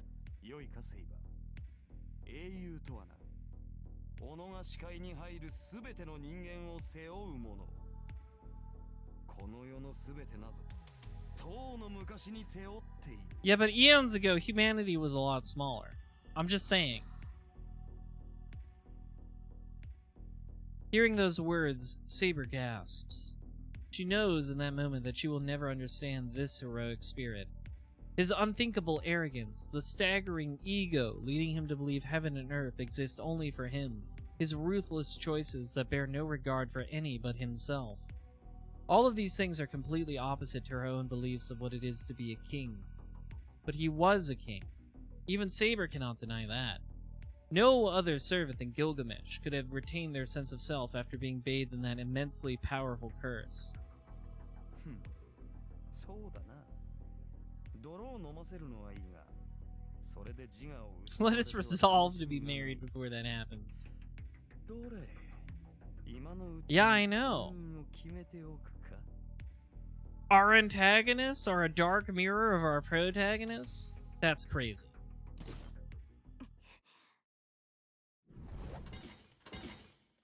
Cool. ギルガメッシュ貴様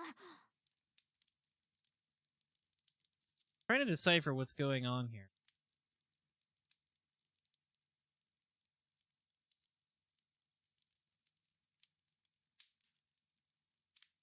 Like she's like upside down? Oh, he's holding her up. He's picking her up by the leg. I didn't see his other arm there. Yeah, it does look a bit odd, the perspective. I'm not sure. I'm not like a big artist, so I couldn't exactly describe what looks off here. I thought they were like doing like a I thought it was just like almost a yeah, something about the perspective seems off and it's hard to read. And also her skirt's weird. Really weird. Anyways, I get the idea though. He's picking her up by the leg. なんだ、手荒く扱われるのは趣味ではないか。ならば慣れておけ。女と食事に出し惜しみはしない He's so insane. 気の向くままに奪い、食らうだけだ。 Sabers glare up at Gilgamesh as she hangs upside down. サーバントとしてマスターに義理を立てているわけか。くだらんな。たかが霊樹の縛りでこの体をくれてやっていたとは。 You know, Shiro has one of those left. I'm sure something could happen with that. 勘違いをするなギルガメッシュ私は誰にも従わない初めからこの体にそんな自由はないのだほう。ではどうあっても俺のものにはならないというのか。 You know what I think the problem is? Oops. Is that I can't see her other leg. Like, where's her other leg? I guess it's kind of I guess it's sticking up top here, slightly to the right, where her dress is hanging, but it looks very odd. His red eyes rake over Saber. They are entirely devoid of human emotion. If she disobeys, he will kill her. No matter how attached he may be to something, if it does not obey him, he will simply destroy it. That is simply how Gilgamesh sees the world. Saber doesn't look away. She simply glares hatefully at Gilgamesh. ギルガメッシュ私は誰のものにもならない私はすでに国のものだこの身 I am a king before I am a woman. 王なのだから Goes hard. She's not saying this to anyone in particular.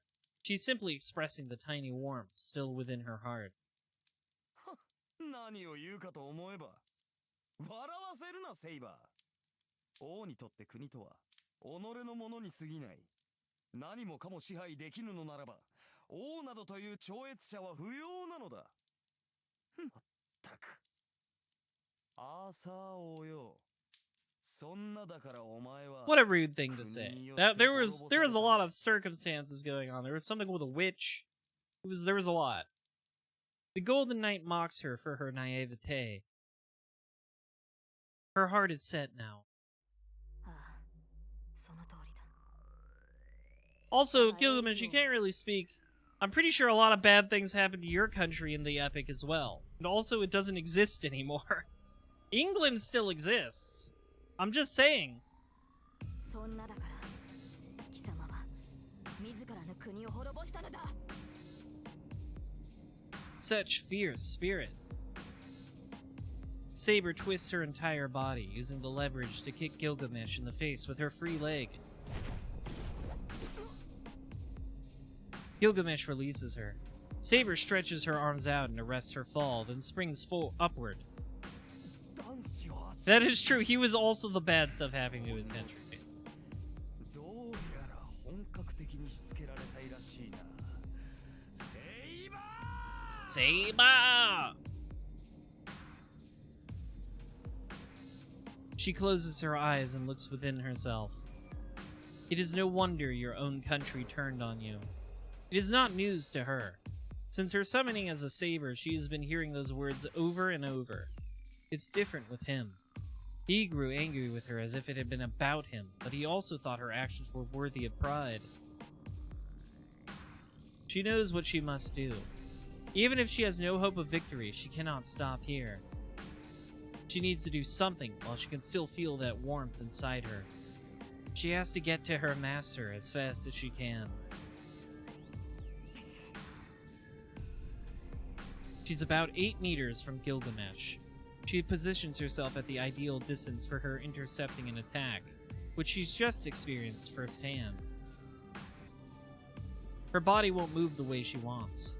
She can barely grip her sword, and her legs are hardly able to bear her weight. Even a weak blow would be too much for her now. But she knows neither weakness nor hesitation.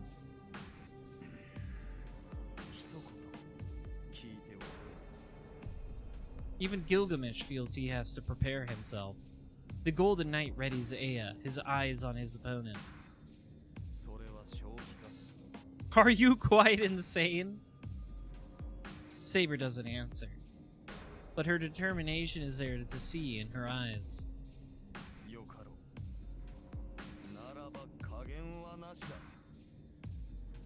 The air itself roars. Ea, the sword of rupture from ancient Mesopotamia, is said to have divided heaven and earth to create the world.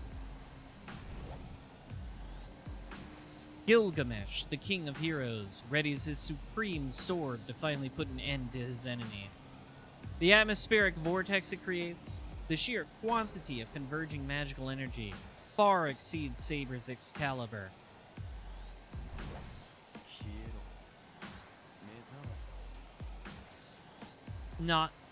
You are no longer my waifu.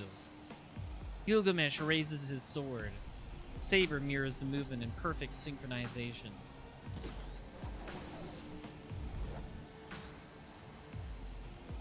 Something's happening. Their eyes meet for an instant. That's that singer, right? Elish? Gilgamesh flourishes his sword. But Saber's sword falls to the ground, useless. She lacks the strength to activate her noble phantasm. The light which can sever all things bursts through her.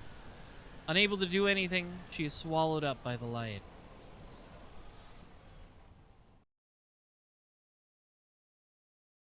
The moment I'm engulfed in darkness, hell itself is imprinted on my mind. The 5 starting penalties: life, body, imprisonment, humiliation, and finance. Let the myriad sins, mud, darkness, and malice continue to surround and punish all. Eliminate human rights through decapitation, exile, and repression. Let the body descend into a state of torment and debauchery. Eliminate group consensus by forfeiting honor. That sounds ominous. Die! Ridicule through greed and arbitrary decisions that freeze assets and property. Imprisonment, fines, the death penalty. Crimes committed in the name of personal grudges. Crimes committed to satisfy selfish desires. Crimes committed unconsciously. Crimes proclaiming self-consciousness. Civil disturbance, solicitation, fraud, theft, robbery, kidnapping, self-harm, violence, arson, bombing, infringement, manslaughter, group violence, professional negligence, overconfidence. Are you just going through the law book now? Accidents. Accidents caused by intoxication. Cover-ups. Crimes for personal gain. Crimes committed in the name of ego. Crimes committed in the name of love. Crimes committed in the name of virtue. Crimes committed for themselves. Theft and embezzlement. Fraudulent cover-ups. Contraband. Crime, crime, crime, crime. Hate, grudge, attack, attack, attack. Dirty, dirty, dirty, dirty. You're all dirty. One at a... Atone, atone, atone. Violence, crimes, victims. Atone, atone, atone. This world is ruled by non-humans. Know your conscience to rectify your sins. Tag yourself. I'm a crimes committed in the name of love. Tag yourself. I'm group violence. We're getting a little this chair, aren't we?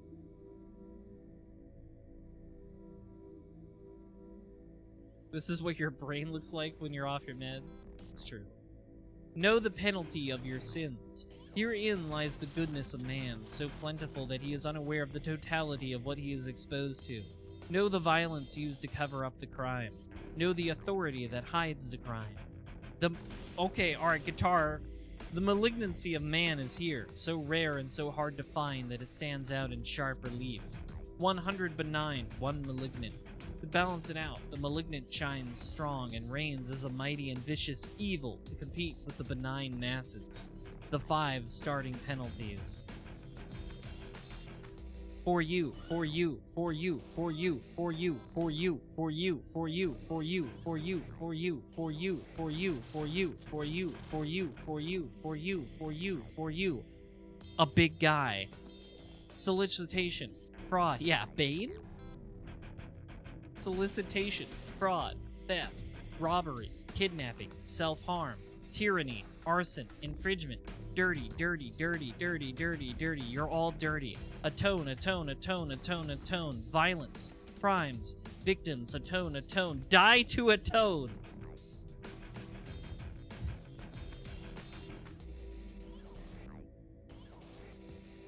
Die the death, etc., etc. It's very similar. It's very similar to Lanner, actually, I'm realizing.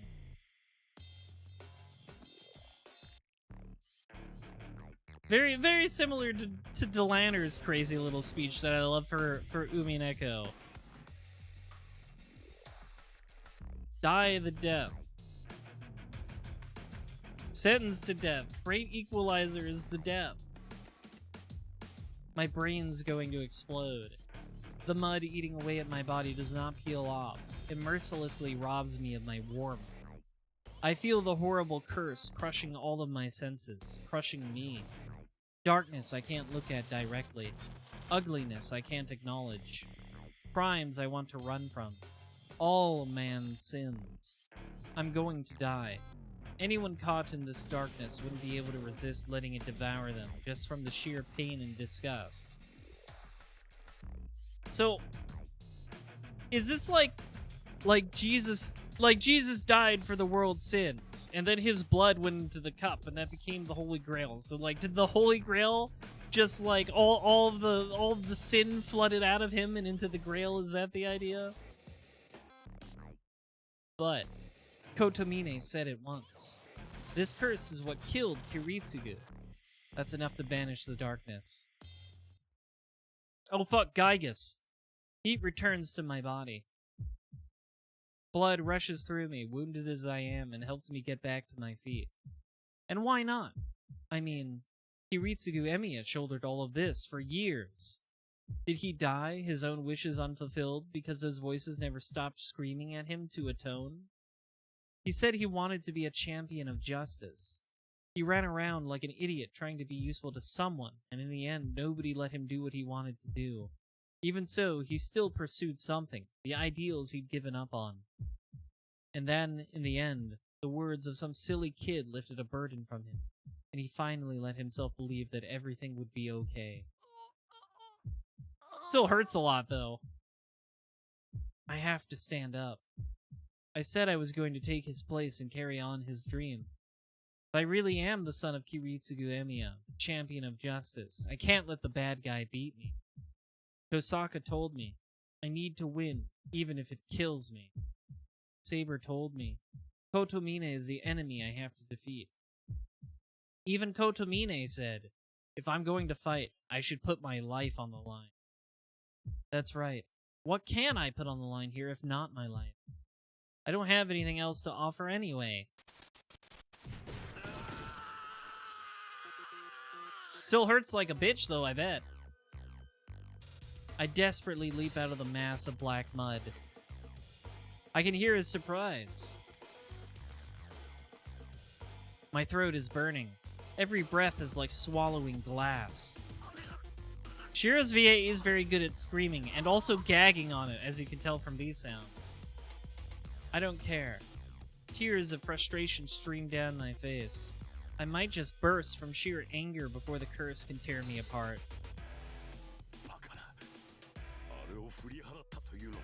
Kind of. Local boy too angry to die. I push my body, forcing it to run. One hand goes behind my back. I grip the dagger I've been concealing this whole time.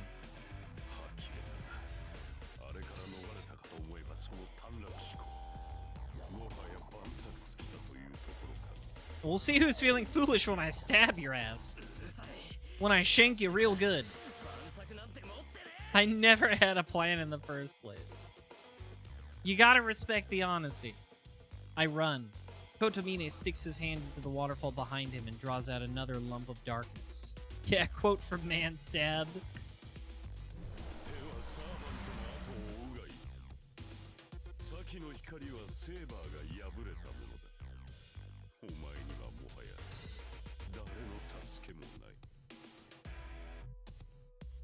There's no more hesitation now. If I get my hands on Kotomine, he will regret what he's just said more than anything else. I am going to beat you to death. When I get my hands on you, buddy, I still have a command spell on my left hand. I don't know if I'm alive or dead, but that is the proof. I can feel the truth of it. As long as I still have my command spell, Saber's still with me. If she's still here, she must have defeated Gilgamesh and be headed to me right now. And if I don't greet her with open arms when that happens, well, I know her enough to know she'll be mad. So I'm going to beat you here and now, to fulfill the promise I made to her. Darkness closes in on me. Kotomine releases a giant mass of curse. My body begins to crumble, starting with the extremities. Ouchie. I won't look away. If this is my role, I'm not done yet.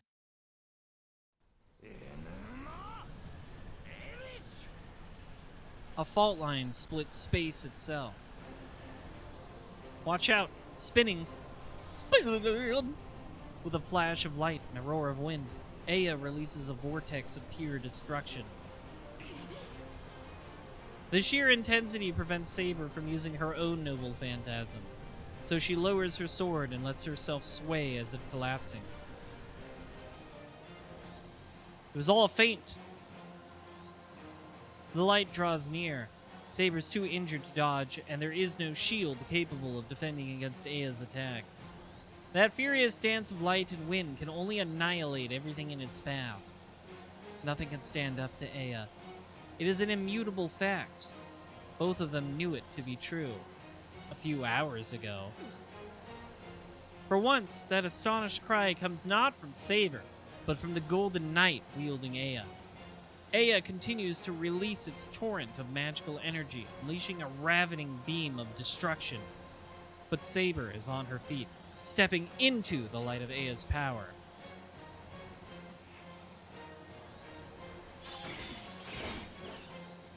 Her silver armor screams. Cracks splinter every layer of magical energy protecting her. With not a second to lose, she closes the gap between herself and Gilgamesh.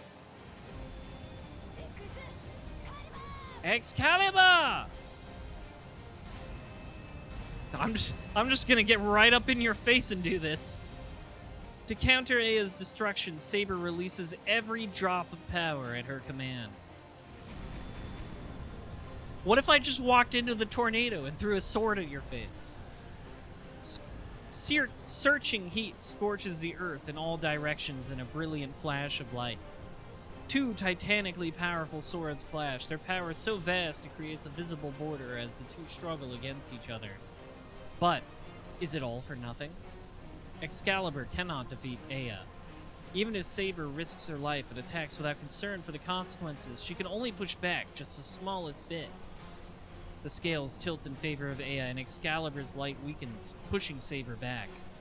そうか血迷ったかセイバー The Golden Knight draws Aya back, but then sees his enemy's renewed, reckless advance, so he pours yet more energy into Aya. There's no turning back now.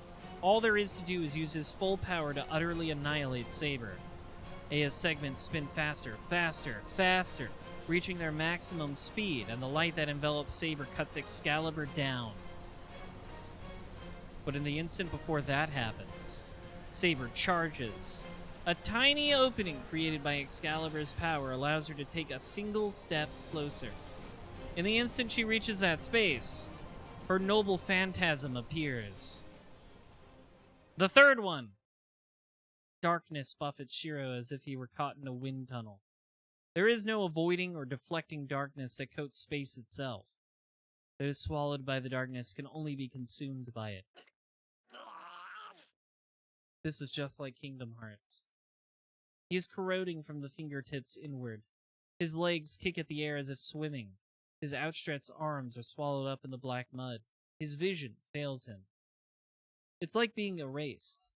Shiro feels himself shrinking, but he refuses to die. He tries not to look away, pours every ounce of strength he has into resisting. He fights the darkness covering him, the pain trying to melt his body, and the curse trying to dissolve his mind. And he's making all of these noises while he does it. It's all in vain. No human could resist this corruption. And yet he continues to move. His arm is still raised, held out, trying to grab something. But his heart is already broken. His thoughts are smothered in darkness, and soon it will consume him. But in that moment, あなたが私の why did he remember that voice? A light in the darkness. The moment he realizes it's that light, everything runs in reverse. The switch flips. His thoughts gain speed, creating crackling sparks and form the shapes of astonishing speed. ドレス本 He murmurs the spell to begin projection. In that instant, I think the hype moments in Aura are approaching.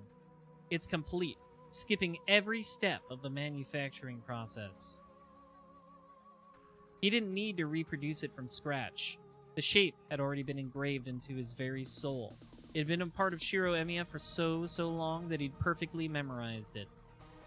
あなたが私の鞘だったのですね His fingertips, desperately reaching, move again. They grab hold of the object he created without concentration or spell casting. Give me that sheath, baby. Heal me up. The world turns on its head, darkness eradicated by golden light. In Shiro's grasp, duplicated flawlessly, is Saber's sheath. Listen to this beat. Nice techno beat. And so, as Aya's all-destroying light burns away everything in its path, Saber releases her own noble phantasm.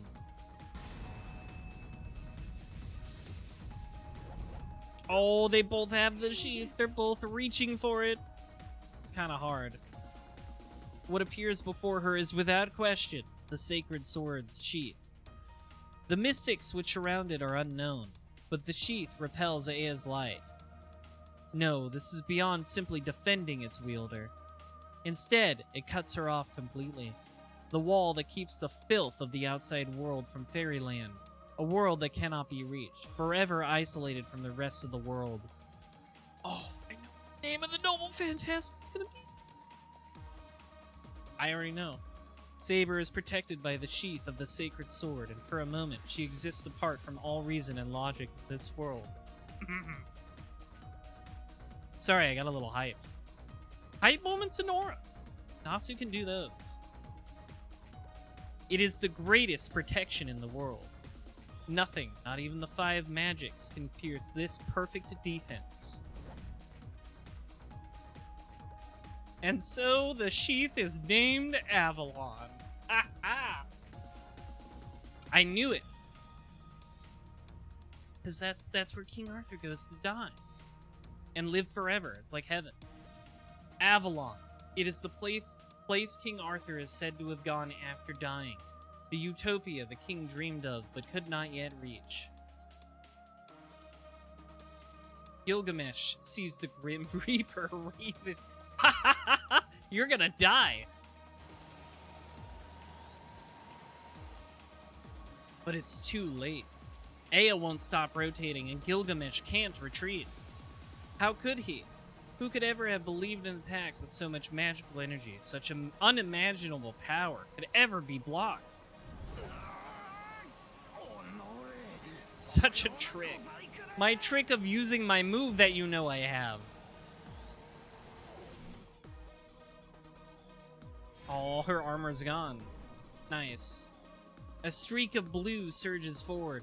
Saber's armor is gone. She shed her armor so she can use its magical energy in her sword.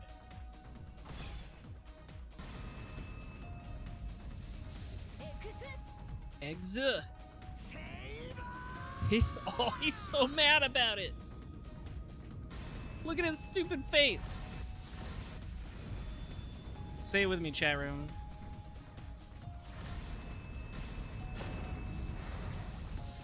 Caliber!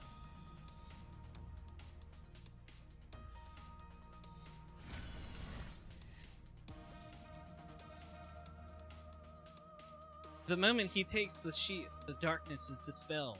The darkness surrounding Shiro Emiya, the darkness that contaminated his body, fades all at once. But this should come as no surprise. The sacred sword's sheath protects its owner. That filthy mud could not possibly destroy the embodiment of the utopia that girl sought. He runs. In the instant the darkness is dispelled, he moves with all the speed of a comet. Hey, wait, how'd you do that? The priest, so assured of his own strength, the boy who could afford no such arrogance, face off. It is but an instant, but that instant decides the battle.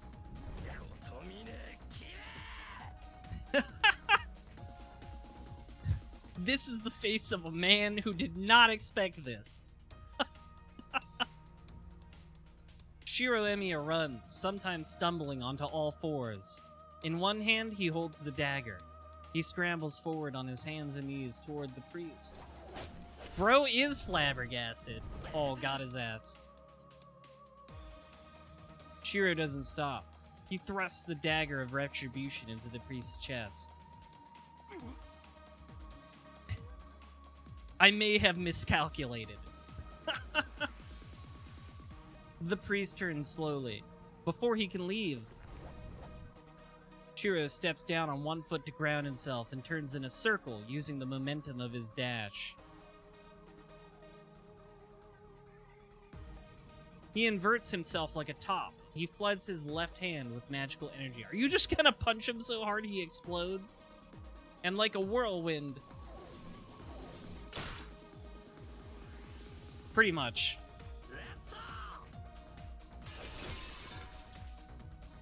His magical energy pours into the Azoth blade, along with the word to trigger its release. This also goes hard. This one also goes hard.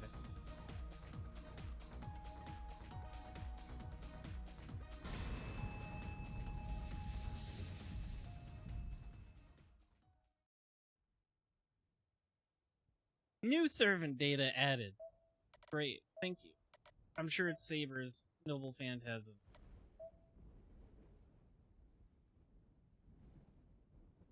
Ever the distant utopia Avalon. Really good. Protects one person. The ability of Excalibur's sheath. The third noble phantasm was lost. The sheath of the holy sword was excavated in Cornwall by Einsburn and returned to its owner across the ages.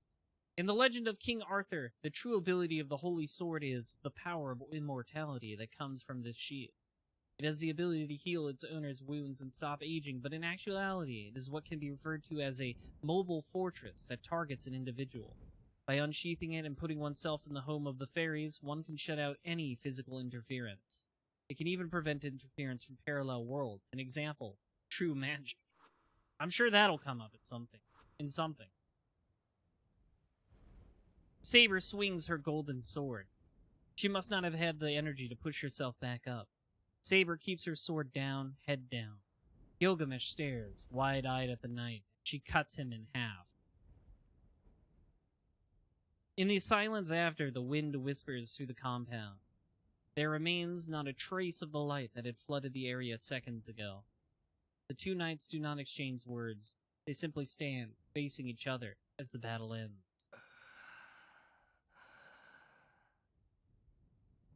Gilgamesh sighs. He lifts a hand and traces a finger along her cheek, as if to check the knight. 憎らしい女だ。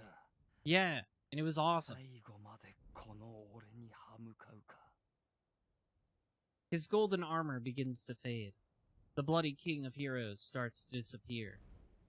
だが許そう。手に入らぬからこそ。 Thanks, I think. 美しいものもある。 That's a compliment, I guess.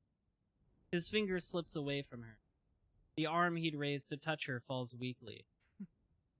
ならばこそ、俺がお前に敗れるは必要だったか。 He clicks his tongue in displeasure. And then, at the end, ではな、騎士王。いや、 but we had fun, didn't we? なかなかに Didn't 楽 we? しかったぞ。 He smiles ironically and vanishes.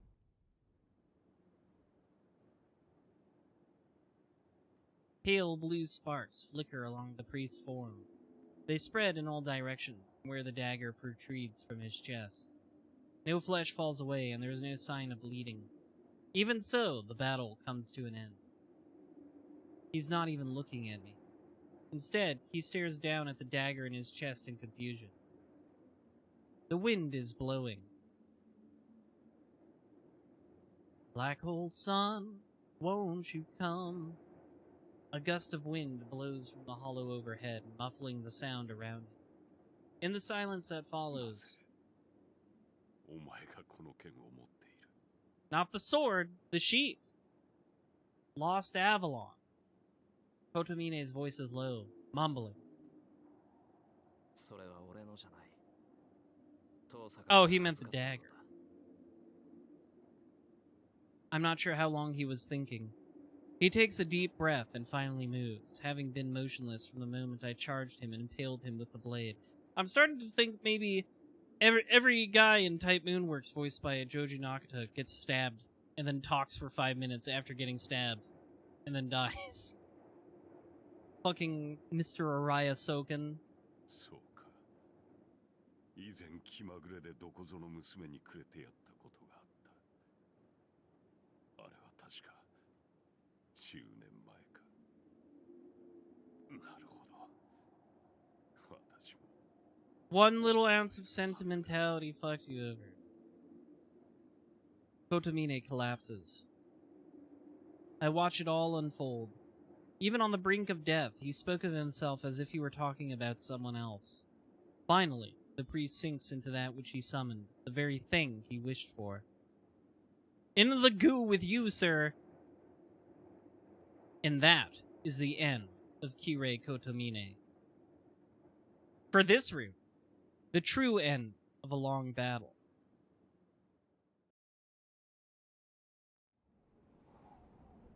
With the enemy defeated, only one task remains. The dark hollow in the sky. The mud has stopped pouring from it, but that eerie void continues to quicken. It's the Holy Grail. The omnipotent Grail said to be given to the winner of this war. The wind howls. With Kotomine gone, the power-binding Ilia vanishes. Ilia's been released from the hollow, and now she sleeps beside me. She doesn't seem to be in danger of dying. She'll probably wake up after we go home and have Tosaka look over her. The war has ended. No one else will get hurt. We won't have to lose anyone else now. No more masters, and the servants will disappear now that their roles are over. I knew this was going to happen. I climbed those long stairs with her earlier.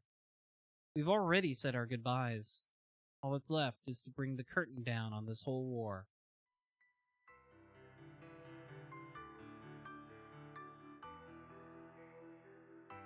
Yeah, I like that too, Kendrix. I like that Kirei was not totally free of sentimentality. Like, he actually did seem to care about Rin a little bit. And that actually ended up being his undoing.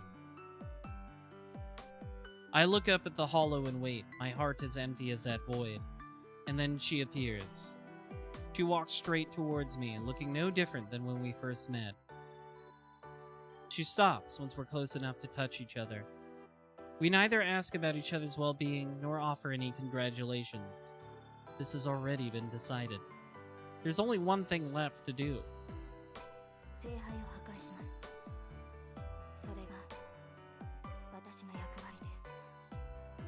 Saber starts walking forward. The strong winds coming from the hollow do not deter her. She approaches, one step at a time. She's within range. She quietly readies her sword and looks up at the black hollow. I just watch from where I stand. I clench my fists so hard they bleed. I bite my lip and I try to hold back the fighting feelings for expression. I try to burn the image of her into my mind. And then...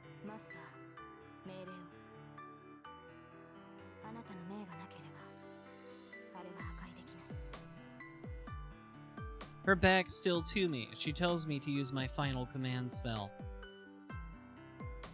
When the Holy Grail is destroyed, Saber will disappear.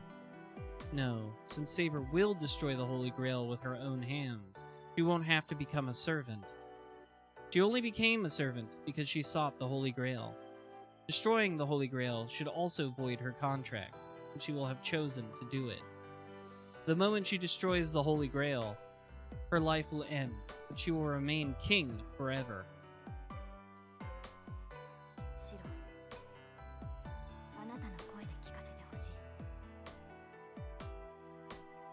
I hear Saber.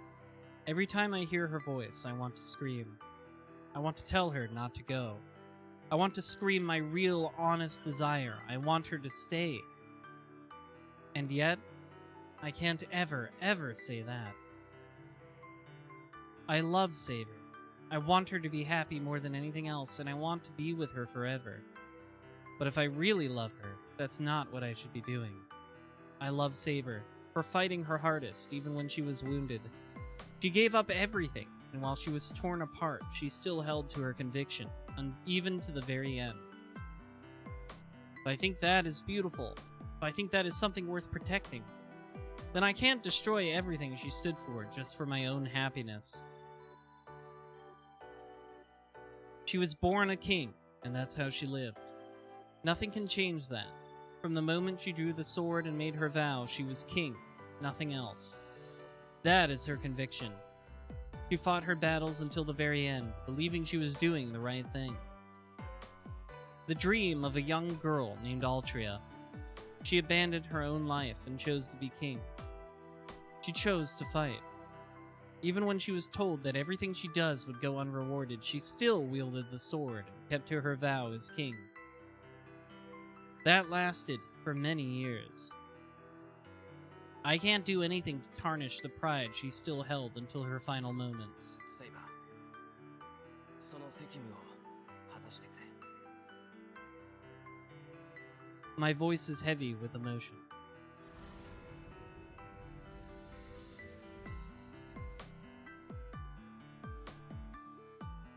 Goes hard.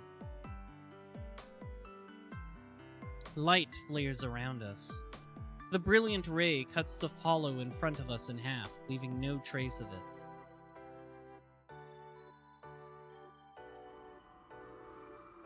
Nothing remains.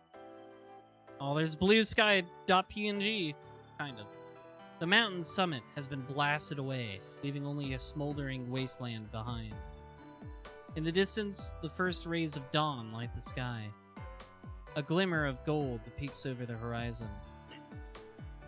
My left hand hurts. The final command spell disappears. And then, I accept that it is finally over. これで終わったのですね。あ、これで終わりだ。 Warida. 何も残ってない。そうですか。では私たちの契約もここまでですね。あなたの剣となり、敵を撃ち、近江を守った。この I am 約束を glad 果たせ keep てよ that. かった。そうだな。セイバーはよくやってくれた。 I don't know what else to say. Saber is far away. I don't try to run to her. The sun rises.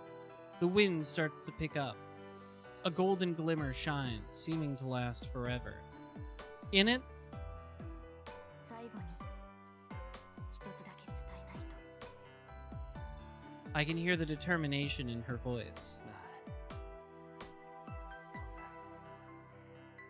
あ、 I try to at least sound strong. Saber sways.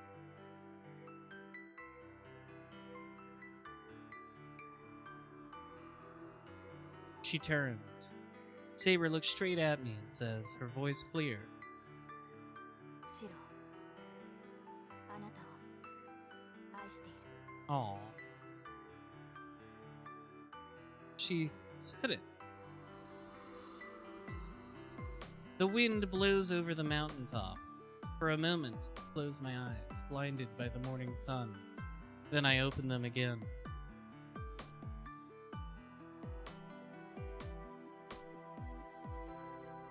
I don't think I was surprised. I just had a feeling. Our goodbye was always going to be like this.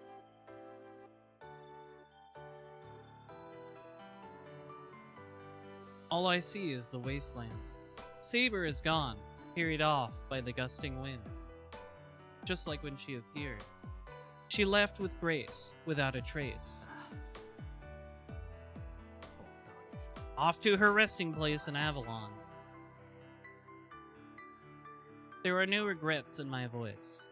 Every memory, both of what I've lost and of what I've gained, remains in my heart. I'll keep them all there, forever. I look out at the rising sun, hoping I never forget any of this, that none of it fades from my mind for a long time to come. I watch the morning glow spreading over the distant land below. It reminds me of the golden fields she'd fought on.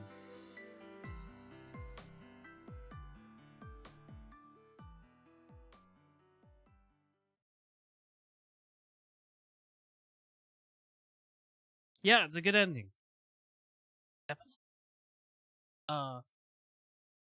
I think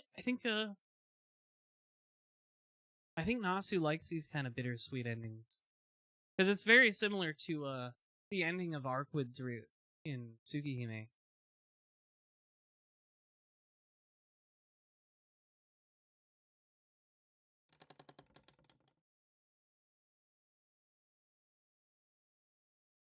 It's also like kind of a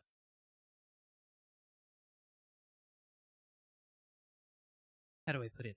It's kind of like the Tsukihime one, especially a little more than this, I think. Always felt like kind of like metaphorical for like a growing up, leaving people behind. People leave, that sort of thing.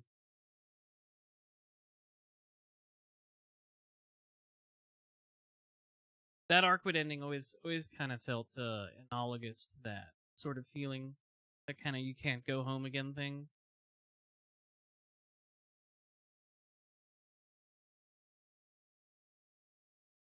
Anyways, I hear a creaking sound. It's the old, heavy, rusted door of the shed opening. Light pours in through the crack in the door. It's enough to wake me up. You gotta stop sleeping on the fucking floor, Shiro. I don't even need to look to know who's approaching. It must be that time already. I almost forgot this character fucking existed. She stopped existing in this route. I take a deep breath and open my eyes. おはようございます先輩。そろそろ時間ですよ。 Look, Shiro, here's the woman you can settle for. そうみたいだ。おはよう、さくら。起こしに来てくれて、サンキュー。 I'm sorry your cool night wife had to like disintegrate to go to her Camelot heaven. So you can settle for the Yamato de Negeshiko instead. いえ、お礼を言われることじゃありません。 I'm sorry, I am being mean. きちんと起きてくれる。 She's one of the other. It's like the other road is Rin, and then the third one focuses on her, right? So I'm sure I will grow to like Sakura when her time comes. I just think it's funny that she's like utterly disappears from this route past a certain point. So it just really does feel like, oh, she's framed in this pretty light and she's so cute. I gotta settle because my night wife disappeared. そっか。けど、ならなんでわざわざ起こしに来てくれたんだ？わざわざじゃありません。今朝は先輩を起こしたくなって。 Tsukihime is kind of like that too. Especially in the far side routes, like Arquid and Seal just fucking disappear. Then I remember. That's right. It is a special day. さくら、聞くまでもないと思うんだが、藤姉はまだ来てないよな。はい、内村先生はまだ。 Like Arquid and Seal just fucking vanish from the far side routes in Tsukihime. It's kind of funny. I knew it. If Ilya's here, then that can mean only one thing. まずい。さくら、すまないんだけど、朝食の支度を頼む。俺、ひとっ走りして藤姉を叩き起こしてくる。 I'm so glad Ilya's still hanging around. What a great trade for Saber. Luckily, I was up late last night, so I'm still in my work clothes. I'm glad I don't need to change to head out. 10分で戻るから。 Bro, よろしく頼む。 don't be wearing the sweaty work clothes that you also slept on a concrete floor in. はい、任せちゃってください。 You disgust me. あれ、シロ起きてる。なあ、今起きた。ちょっと藤姉を起こしてくるから、さくらの手伝いをしてやってくれ。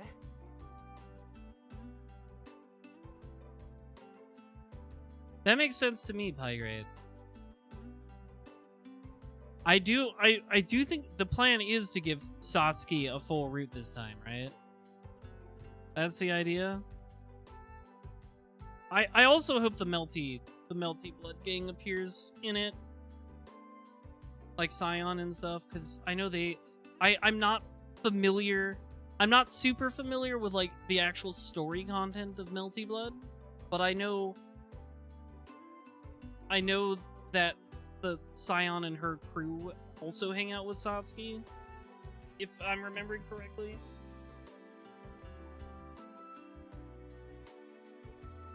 I pat Ilya on the shoulder and head to the front entrance.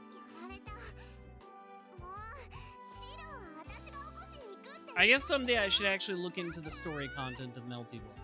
I've never done that. I've just played the fighting game. I never like looked at any of the story stuff. Ilya fumes at Sakura as she stomps over to the shed. This sort of thing is hardly unusual anymore. Ilya said she wasn't going to return to her home country, so I talked to Fujine about taking her in. She was vehemently opposed and suggested that she would take in Ilya at her house. Since then, Ilya has been staying at the Fujimura house, and of course, she's been coming over.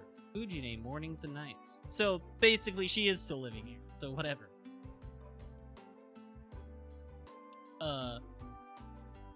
I guess I should read Kagetsu Toya too.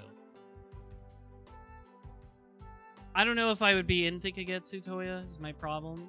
Right? Like, I read Tsukihime, and there were things I like about it, but there's also a lot of stuff I don't like about it.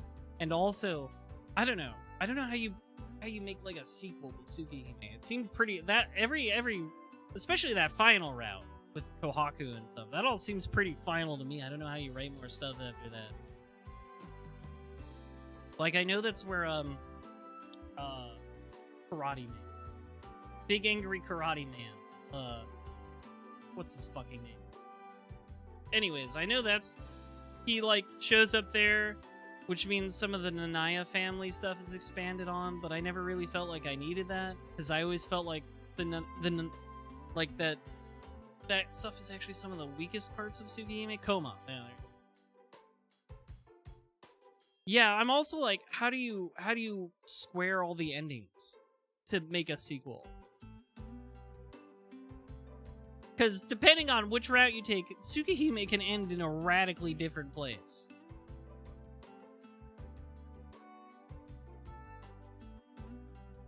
Yeah, and there's also Hollow Ataraxia for Fate, and I'm also feeling that way. I'm like, I'm getting the feeling these other two routes here are going to end in very different places. So how do you square that to make a sequel? I guess I'll have to find out. I'll probably read Kagetsu Toya someday. I don't think that'll be a stream one. I'll probably just read that one on my own time, because I don't think I'll get nearly as much out of it as I got out of Tsukihime. Which, like I said, there's a lot of stuff in Tsukihime I think is really good. But there's also a lot of stuff I think is really bad. Kagetsu is super short. That makes sense. It goes without saying that they're coming for breakfast and dinner. The two have been living together for 2 months now, and they're practically joined at the hip. When I pass near the shed wall, I hear Sakura and Ilya talking. Ilya is pretty blunt, so I thought she wouldn't get along with Sakura, but that doesn't seem to be the case. Now, I do remember finding out this information. Of the Type Moon characters I most want to meet, I have to commit to Hollow Ataraxia, because apparently Luvia's in that one the most. I gotta meet Luvia, of course. She's my Ohoho senpai. She's like, I have like distant DNA to Luvia, even though I don't know her yet. I'm doing that one fighting game combo with the slaps. That's what I know.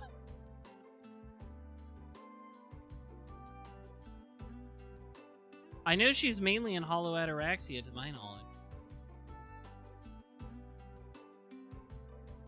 What was I saying? Where was I? Ilya is pretty blunt, so I thought she wouldn't get along with Sakura, but that doesn't seem to be the case. They're like an odd couple. Ilya is energetic, while Sakura is more laid back. It seems they get along, in spite of their differences. In fact, Sakura has regained her usual cheer thanks to Ilya. Ever since Sakura's older brother, Shinji, disappeared and was listed as missing, she'd stopped smiling. I don't think she actually misses Shinji that much, come on. She must have sensed that he had something to do with the mass coma incident at school. Yeah, his ass is gone. He got fucking... I think it's really funny, actually, that she's bonded with Ilya so much, not knowing she fucking off-screened his ass. Fretting over Shinji, Sakura shut herself away. It was Ilya who forced her to get over it, and Sakura is her normal cheerful self whenever she's with Ilya. How ironic, I guess.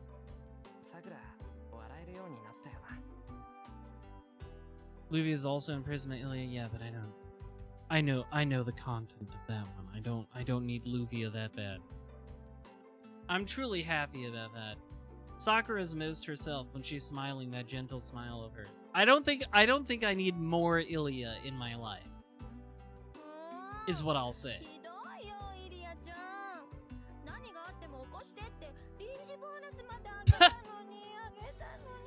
Grown-ass woman, chat room. Fujine is in tears as she shovels breakfast into her mouth. This woman is in her mid-20s.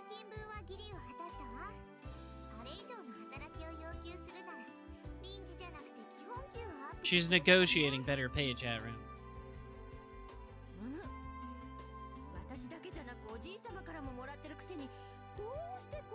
Art of the deal.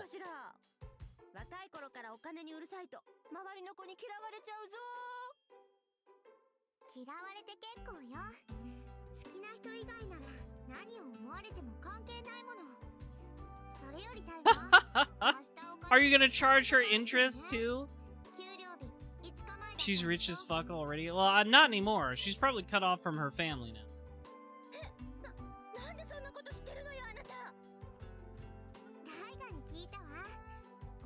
Who's Raiga? Please don't tell me Taiga has a family member named Raiga. Oh, is that Grandpa's name? I didn't know that. I don't think they've ever referred to him by his first name. It's only been like Grandpa Fujimura. That's hilarious. Ilya grins wryly. Unlike her more friendly relationship with Sakura, Ilya and Taiga are practically cats and dogs. Ilya gets really mean with Fujine. Even her smile reminds me of a certain someone's smirk.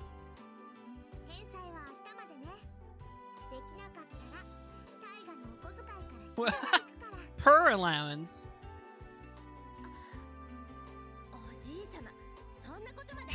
You get a allowance from Grandpa Raiga? Oh. Sis, your wig, it's been snatched.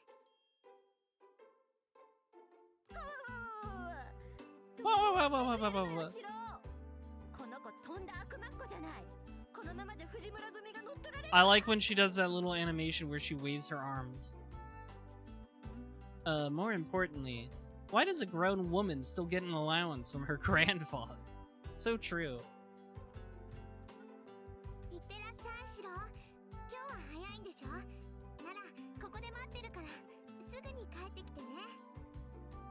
German girl tries to take over the Yakuza. More likely than you think. See, just like I have Luvia's DNA. Taiga has some of that Misato DNA. She's definitely popping open a cold one of beer and going, "Pah!" She's like the Misato of this visual novel. Where's the Taiga root?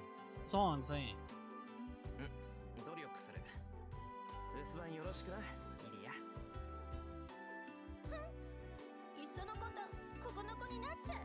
She's like Misato if she didn't have to worry about all that. Fujine sulks as she hides behind my back.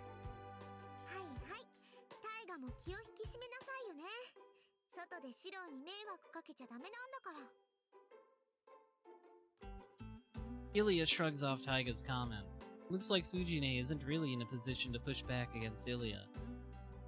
You know, now that I think about it, so much of this visual novel's character dynamics are descended from Evangelion. We got the irresponsible older woman who is supposed to be taking care of you. Rin and Saber might as well just be like Asuka and Rei. The dynamics. It's been 30 years. That shit never ends.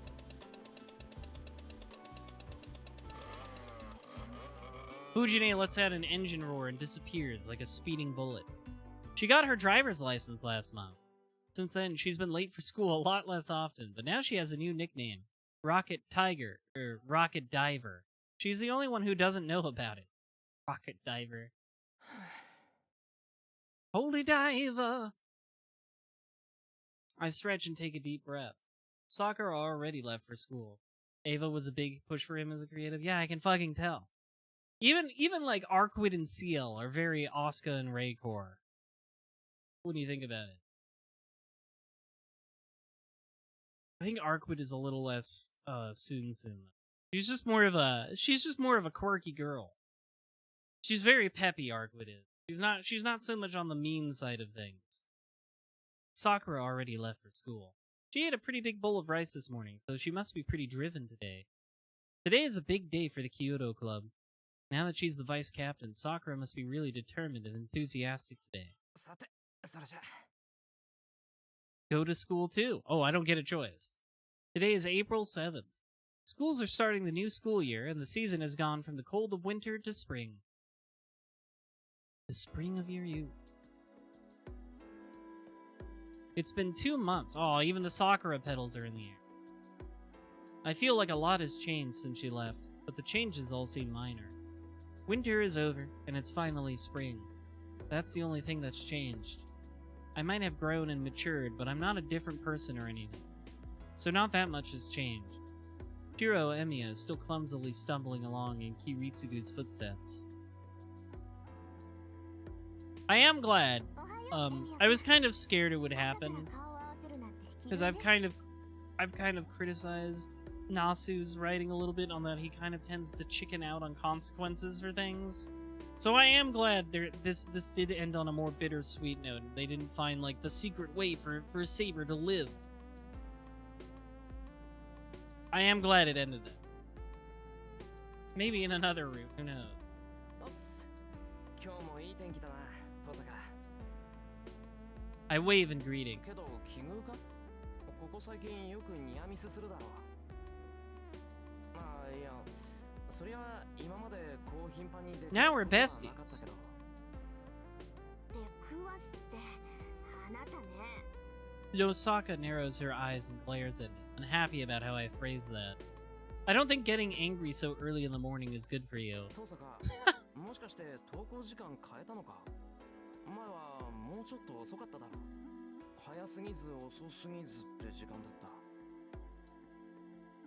そんなことないわよ。今まで顔を合わせなかったのは偶然で It's しょ。 definitely a coincidence. 知ってる？ I definitely don't want to hang out with you, Shiro. Don't want to be friends. だから普通に起きて普通に坂を降りればここで顔を合わせるのは当然ってわけ。へえ。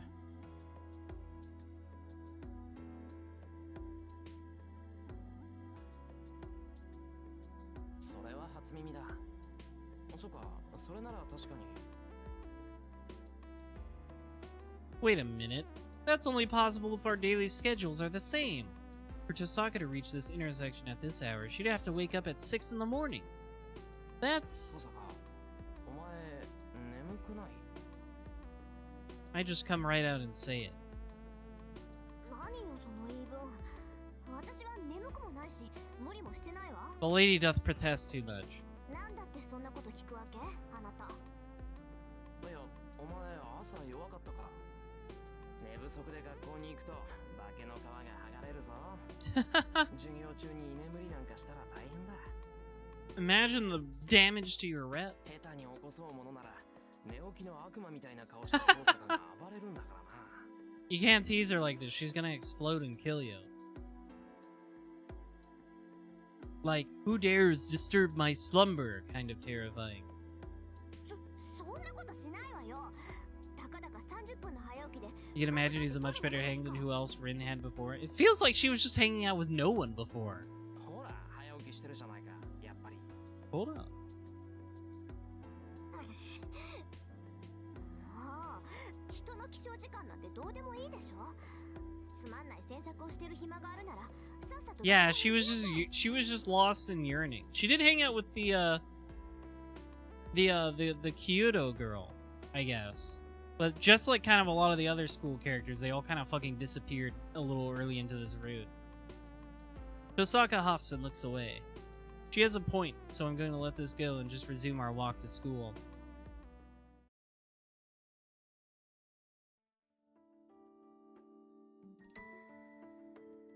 We walk up the hill. The townscape below has bloomed into a springtime scene. The breeze is pleasant, and the leaves of the cherry blossom tree planted near school dance on the wind from time to time.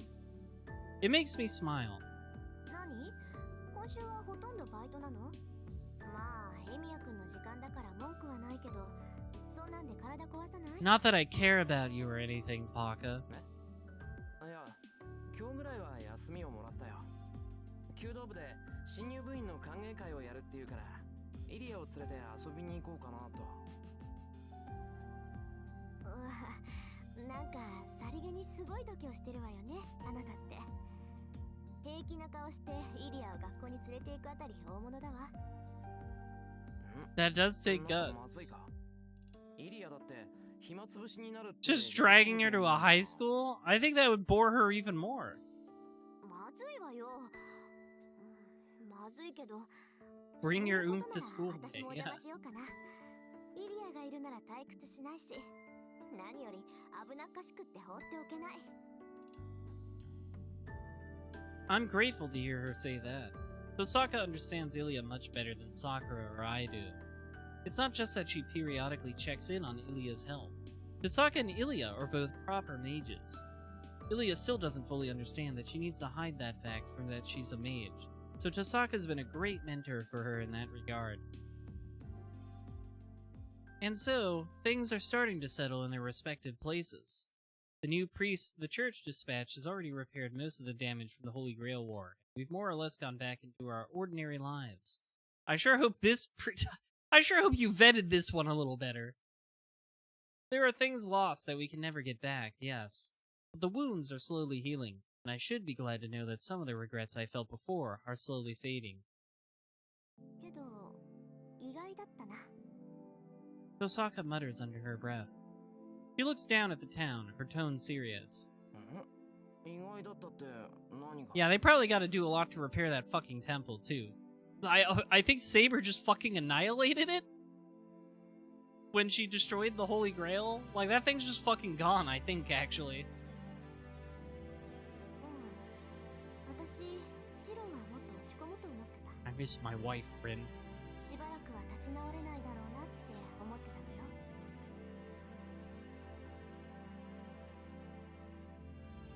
She's talking about the girl who's not with me now. It's been 2 months, and this is the first time we brought up the golden-haired girl. そうだな。俺もそうなるだろうって思ってた。その後のことなんて考えるだけでどうかしそうだった。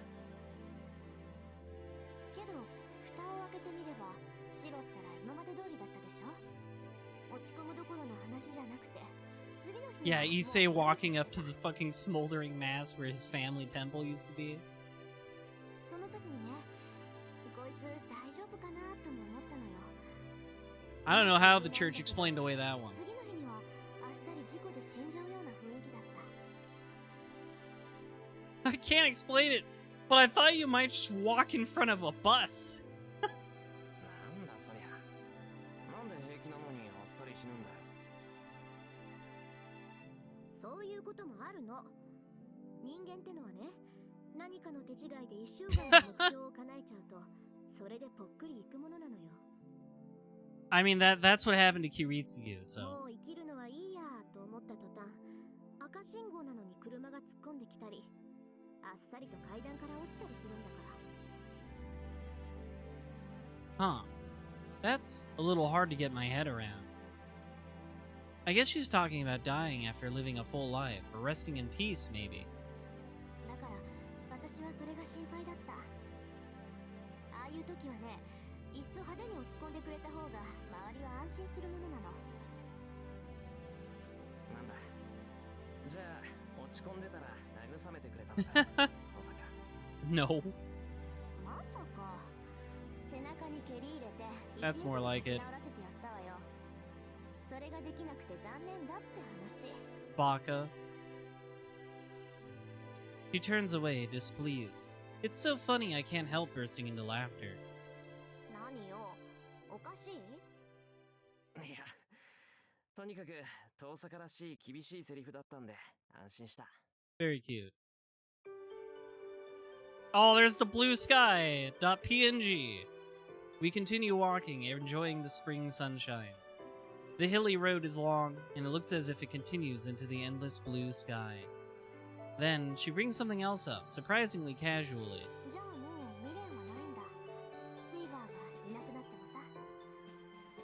Her eyes are on the sky as she speaks. 未練なんてきっとない。 I guess I'll be okay. That's Shiro. I think I'll be okay, maybe. I'm not trying to put up a front. I even surprised myself with how at peace I sound. Nothing was left unsaid, so I don't regret anything. Everything went into the moment we said goodbye. What I wanted to do, what she dreamed.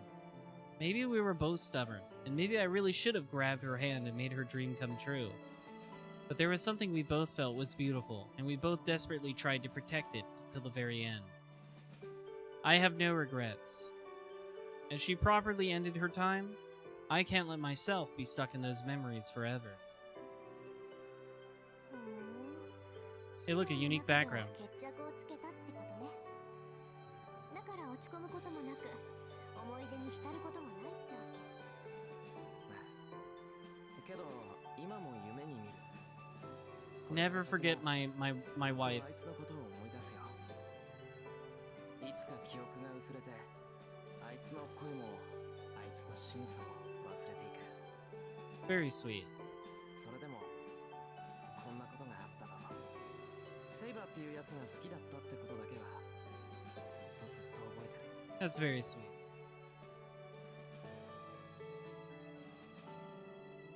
Hosaka doesn't say a thing, but for some reason, she looks elated. She's practically skipping now. どうしたんだよ遠坂。 I'm going to write so much fan fiction な about ん her. かあったのか。 He's got a lot of fan fiction he can read about her already.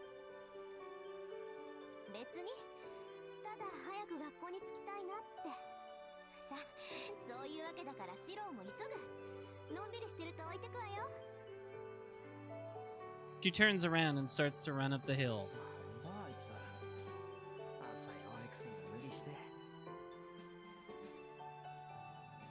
I grumble, then sling my bag onto my shoulder and run to catch up. It's only 7:30 in the morning. It's too early for students who aren't involved in any club activities, but I guess there's nothing wrong with getting to school early. I run up the hilly road that seems to stretch into the sky, and I reach the school earlier than usual. Today is the first day of the school year. If I want to celebrate, I need to shake off old memories. Remnants of my memory will never go away. But I still need to go on, even if the emptiness in my heart makes me cry.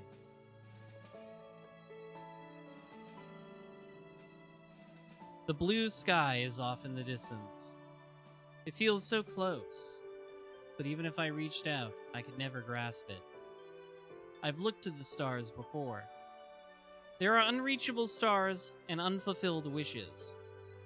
Nothing of ours remains behind. So someday, my memories of her, even the image of her face, will disappear. And yet, even if I can't reach her, something will remain in our hearts. There may be nothing physical left, but we both shared time together and looked up at the same things. If I can remember that, I can believe that we're still together, even across such a great distance. Some things are bound to disappear, but others never will. So I'm going to keep running. If I push far enough, I might one day reach what I was aiming for. The new beginnings of spring, after the end of a harsh winter. I head up the hill under the same blue sky she looked up and saw.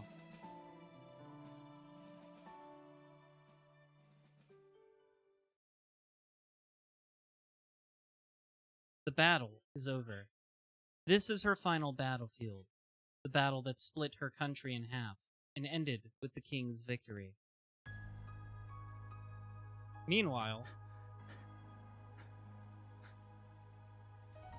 the knight runs to her.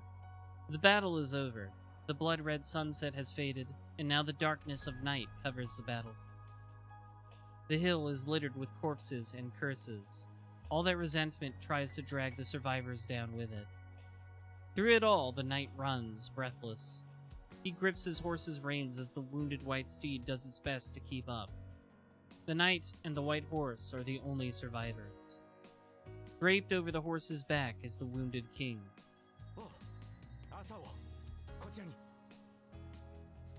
The knight must be wounded himself, but he runs with all of his might.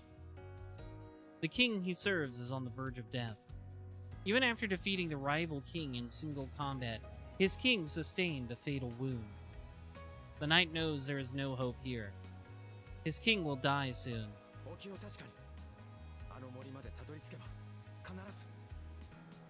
He calls desperately to his king.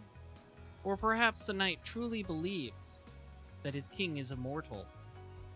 Good old Mordred, always getting the last word in. So long as they have the guidance of the sacred sword, the king will never perish.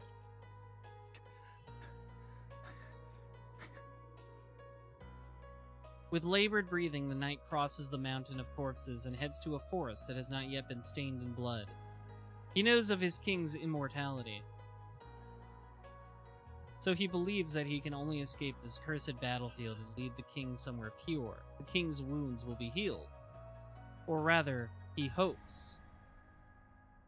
I take it from the way the chat room is referring to Knight of the Round Bedford, that other Fate content expounds upon this character. Unlike the other knights, he always believed in his king.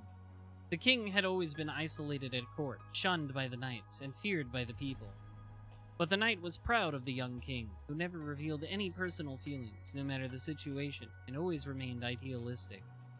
The knight did not serve his country, and that is why he entrusted his sword to his king, strove to aid his king, and rose to the position of the king's personal guard despite his young age. The king whose true face can never be seen. The boy tried to be fair and selfless, and did not allow his personal feelings to interfere with his duties. Rather, he hoped that if he could someday get close enough, he could see his king's real face. That is his greatest desire. He wants so much to see his king's true face, not the stern countenance the king bore on the battlefield, but his king's true face, a smiling, laughing human face. That moment would surely come in court, when the king is relieved of all duty. Even the most perfect king cannot be on edge all the time. The knight was proved wrong. What he learned defied his expectations. He reached the rank of Imperial Guard and stood guard at the king's side.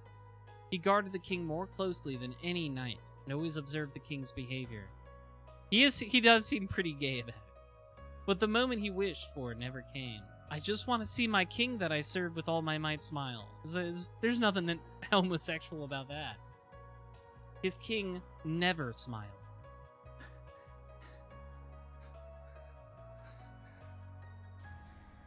Why does that make him so angry? The king should radiate glory, having achieved such success. But never once did the king seem at ease, even for a moment. He couldn't stand it. He wanted to believe this shouldn't happen. And so he wished for his king to be rewarded with light. That is yet to be accomplished. The king still remains solitary, and so the knight refuses to accept his king's death. It cannot end here.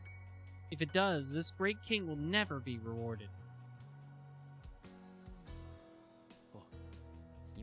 Oh, I didn't expect them to give him like a design. I thought he was just gonna stay faceless. Once they reach the forest, not a heterosexual hairstyle is all I will say. This is a very pretty CG. King Arthur's final rest. Once they reach the forest, the knight leans his king's body against a large tree. It is a race against time. Even riding hard on horseback, it will take half a day to bring back the troops they left at the harbor. Any who see the king now would know that the king will not last until dawn.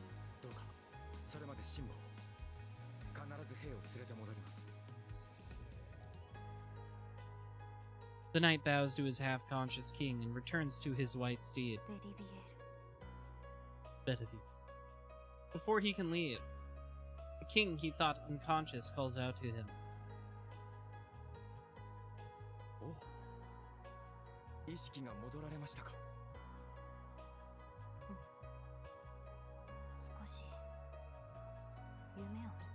I hope it was a good dream, not full of evil priests. The king's voice is faint, but there is warmth in it.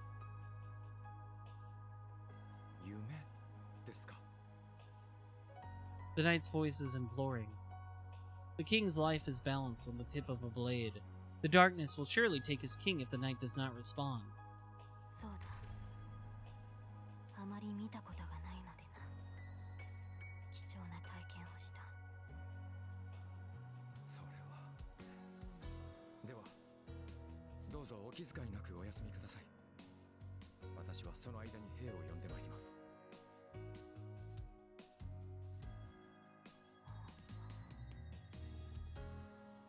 A faint gasp.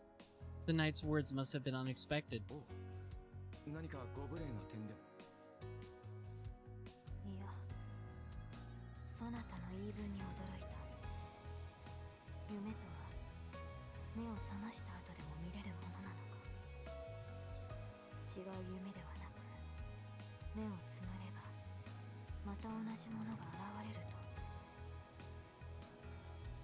Now it's the knight's turn to be surprised. For a moment, he is at a loss for words. At length, he responds, though he knows there is no truth to what he says.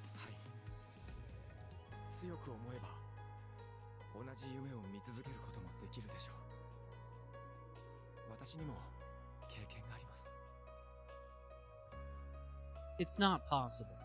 A dream is a fleeting thing, not something to return to. Even so, the knight lies to his king. It is the first and last time he will do such a thing. そうか。そなたは博識だな。ベリビエール。 The king's soft voice is admirable. The king's head remains tilted down, not looking up at the knight. The king breathes so softly that it can be barely audible. ベリビエール。我が命令。 Listen, I need you to throw this shit in the lake, alright? Nobody else can have it. The knight receives his king's final order. よいか。この森を抜け。 I need you... Listen, there's a lady in that lake. You need to give it back to her. I actually took this from her. She wants it back. 深い水 I've got so many late fees. そこに我が剣を投げ入れよ。おお、それは。 The knight knows what that means. The sword in the lake. To relinquish the sword that had protected the king and served as proof of kingship would mean the end of his king. 行くのだ。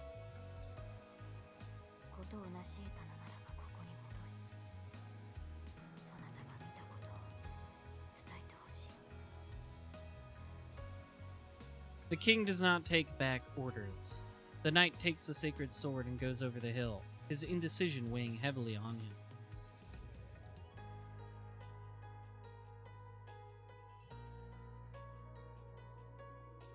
And so, 3 times the knight hesitates to follow his king's command.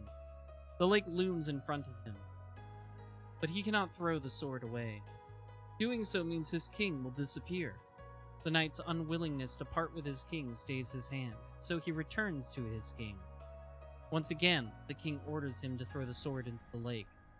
When the knight lies and claims he's thrown the sword into the lake as ordered, his king simply replies, "Do as I have commanded you." To defy the king's orders is a great sin for a knight. But he has already done so twice. Each time he stands before the lake, he hesitates at the thought of losing his king. No more. When the knight realizes he cannot alter his king's decision on his 3rd visit, he hurls the sword into the lake. The sacred sword returns to the lake. A white hand emerges from the water and catches the blade, and the sacred sword vanishes from the world. And the knight finally accepts it. The end of his king. The responsibilities that had so long burdened the knight finally come to an end. By the 3rd time he crosses the hill, the first rays of morning light touches the forest. The ruins of the battlefield now distant. There is no trace of the bloody battle, only a thin haze covering the hill. 湖に剣を投げ入れてまいりました。剣は湖の不死の手に、確かに。 At the knight's words, the king's eyes open. そうか。ならば胸を張るがよい。そなたはそなたの王の命を守ったのだ。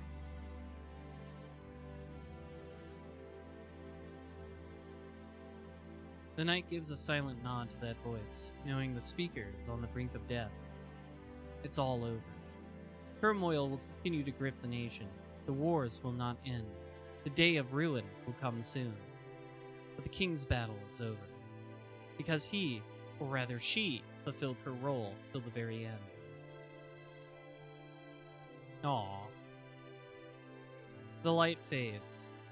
With everything done, the last of the strength that kept her going is spent. すまないな。ベリビエール。 Time for a big nap. 今度の眠りは少し長く。 She closes her eyes, slowly, as if going to sleep. The morning light spills through the treetops. As the king drifts to her eternal rest, a hush falls over the forest.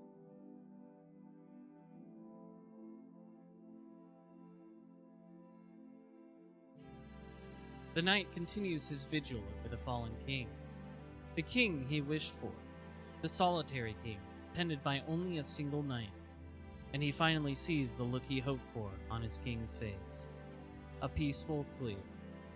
In her last moments, the king finally finds the peace that had so long eluded her. The knight is overjoyed. The knight thanks whoever gave his king such comfort, and watches the king with a sense of pride.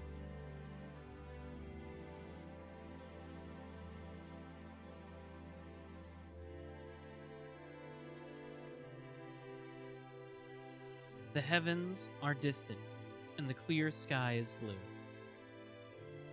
The battle is truly over. 見ているのですか、アーサー。 His words ride the wind. The sleeping king appears to sink into the endless blue. 続きを。 A distant dream takes her.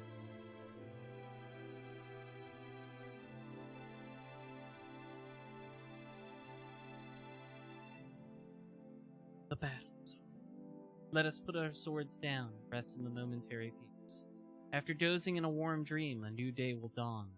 The day continues on, and we are still following the same star song.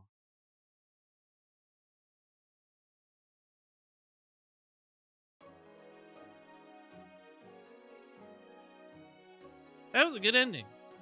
I like that a lot.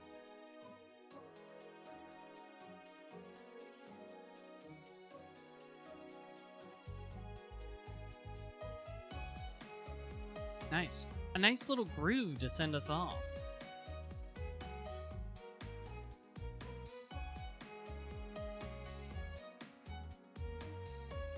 A nice little groove. Yeah, I really like this ending. I definitely have I have some gripes with the story overall, but I think it really stuck the landing in the end. So I think if you can stick the landing, a lot can be forgiven. And this one definitely stuck the landing. I can definitely see some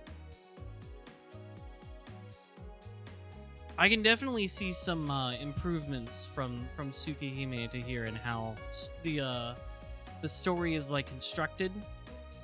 I definitely felt like it spins its wheels a lot at some points, but otherwise it's really good overall. I quite enjoyed the ending.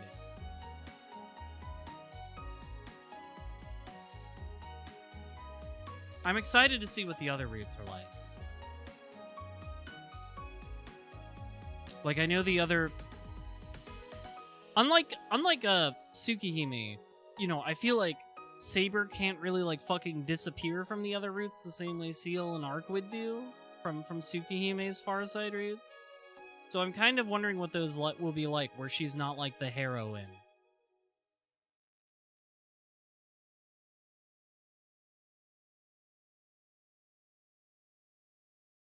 Enjoy your nap, Saber.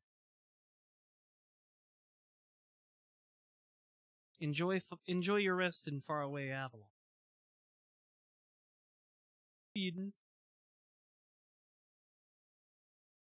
The new route has been unlocked. Yippee! How do I do that? Do I just...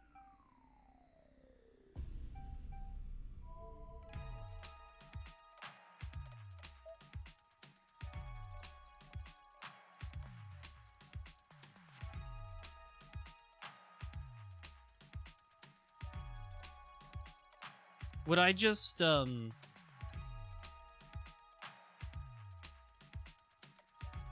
Oh, I hurt Sakura's heart by doing this. I did already accidentally invade Ultimate Blade Works. So I guess what I would do, yeah, right here, Unlimited Blade Works, actually.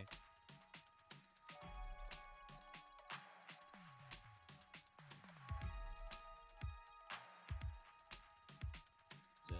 I guess what I would do is I would just,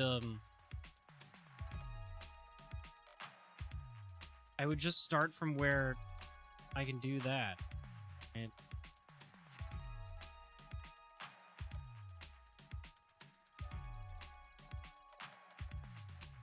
Where is it?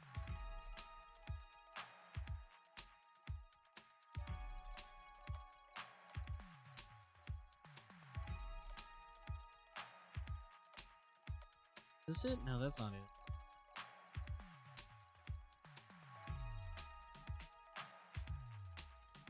Yeah, I don't know. I was like, can I just jump? Right, because here's Unlimited Blade Works.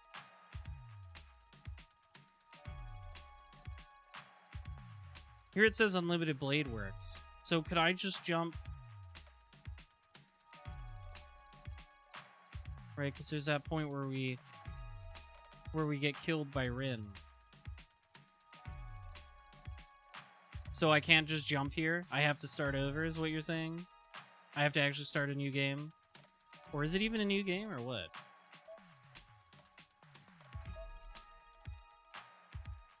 Oh, I guess they share CGs. I guess I accidentally spotted myself a little bit with the shared CGs. Rip. This art is really nice. I like this one. Again, desktop wallpaper material.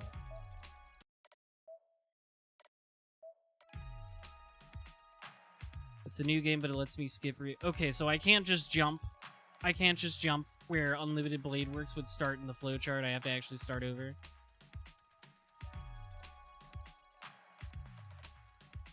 I'm just curious about how this works.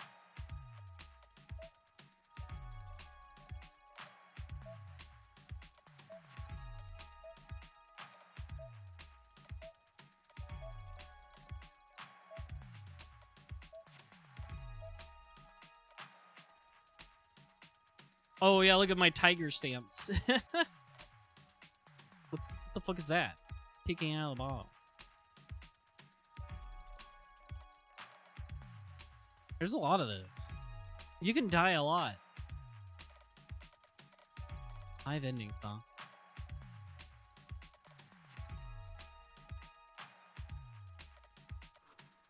Alright, let's see what happens if I just hit continue. I just wanna... Where does it put me if I just hit continue? Okay, it puts me here. It puts me at the very end. Got it.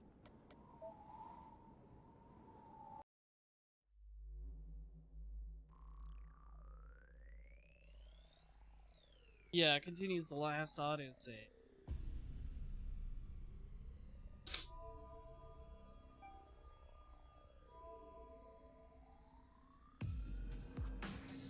Oh well. We'll figure it out. Give me one... I'm wondering if I should... I mean, I haven't been streaming super long tonight, so I'm wondering if I should just try to access Unlimited Blade Works.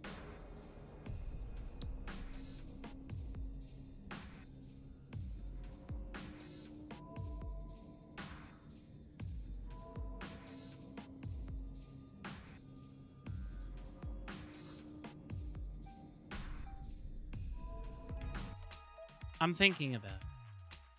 Let me go piss while I think about it. Give me 1 sec. Let me go do that, at least. I will be right back. And then we'll talk about it.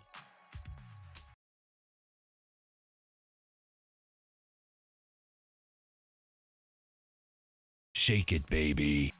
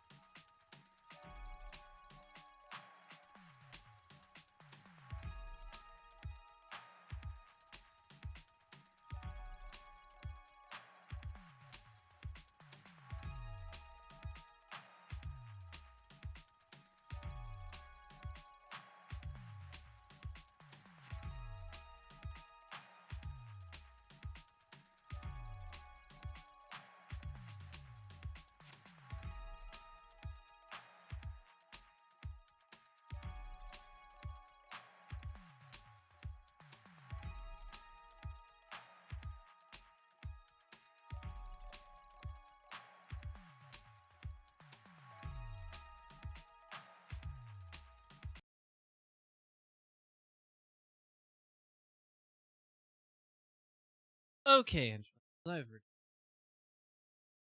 thanks for being patient with me. So I was taking a look. At exactly how the route unlocking works in this version of the game.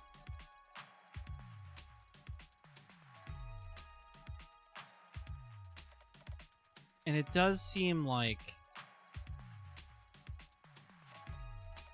Pardon me. It does seem like, I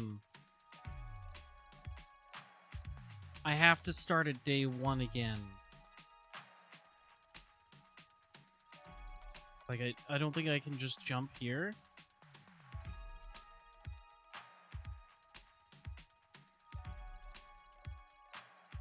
That's what I think, at least.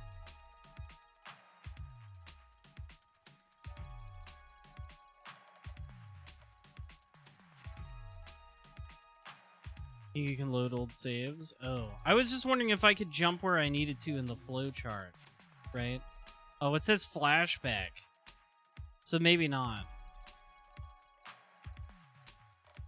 I was just wondering if I could make this a little more expedient. Let me look at my saves, I guess. I did save a lot.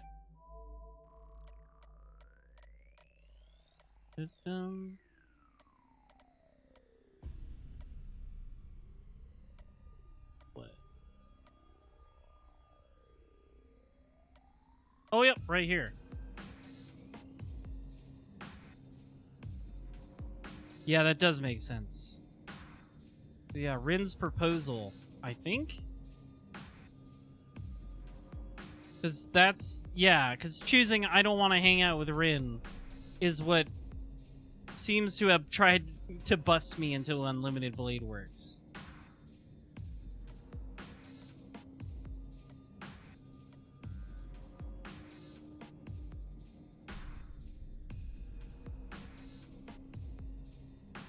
Right?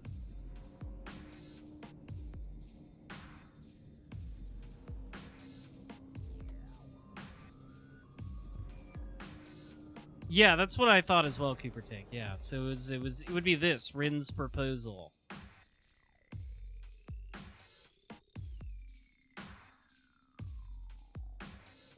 So, I guess I could load a save from here. Right here, Rin's proposal. But I was thinking about it, and I was thinking about how my plan was to like take a little break between each route.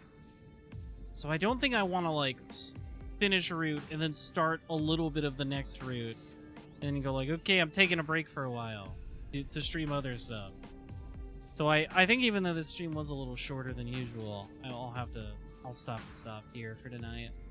This was enjoyable though. I did enjoy the end of the Fate route quite a bit. I have some gripes with it, but I think it stuck the landing really well. So that's kind of what matters in the end, in my opinion. It had a lot of good stuff. It had a lot of enjoyable stuff. It had a lot of dinners that were very awkward. But yeah, this was fun. So yeah, I'll probably pick up Unlimited Blade Works, I don't know, in like a month or two. Probably after Combo Breaker is what I'm thinking. Combo Breaker is in a month. I think I'm gonna take a break from Fate and continue Fate after Combo Breaker. This is what I'm thinking. But yeah, I'm glad everybody seems to enjoy me streaming this. Back when I first started streaming some visual novels with Tsukihime, I was like, nobody's gonna give a fuck about this. Who's gonna be interested in watching a stream of a visual novel? I was just doing it because I wanted to read it, and I didn't really care too much about like viewership numbers or anything like that. But it is kind of gratifying to know that there is some interest in stuff like this. There was definitely interest for Umineko. There's been interest for this too, so that's really cool. So I'm glad people seem to like it. That's a nice added bit of gratification. So yeah, Saturdays will be filled up with something else for a while though. After Combo Breaker, we'll get back to this. So that's the plan, henchbuns. That's the plan. Thanks for watching tonight. Let's raise the monitor. I have enjoyed Fate quite a bit, so I'm excited to read more. I'm glad I'm excited to read more. I definitely think there's a lot of stuff that's been improved since Tsukihime in terms of right, like just story structure in general, and also a lot less sexual assault. So that's bad. That's good too. uh, you know, it's nice to chill out on that a little bit. Let's find somebody to raid.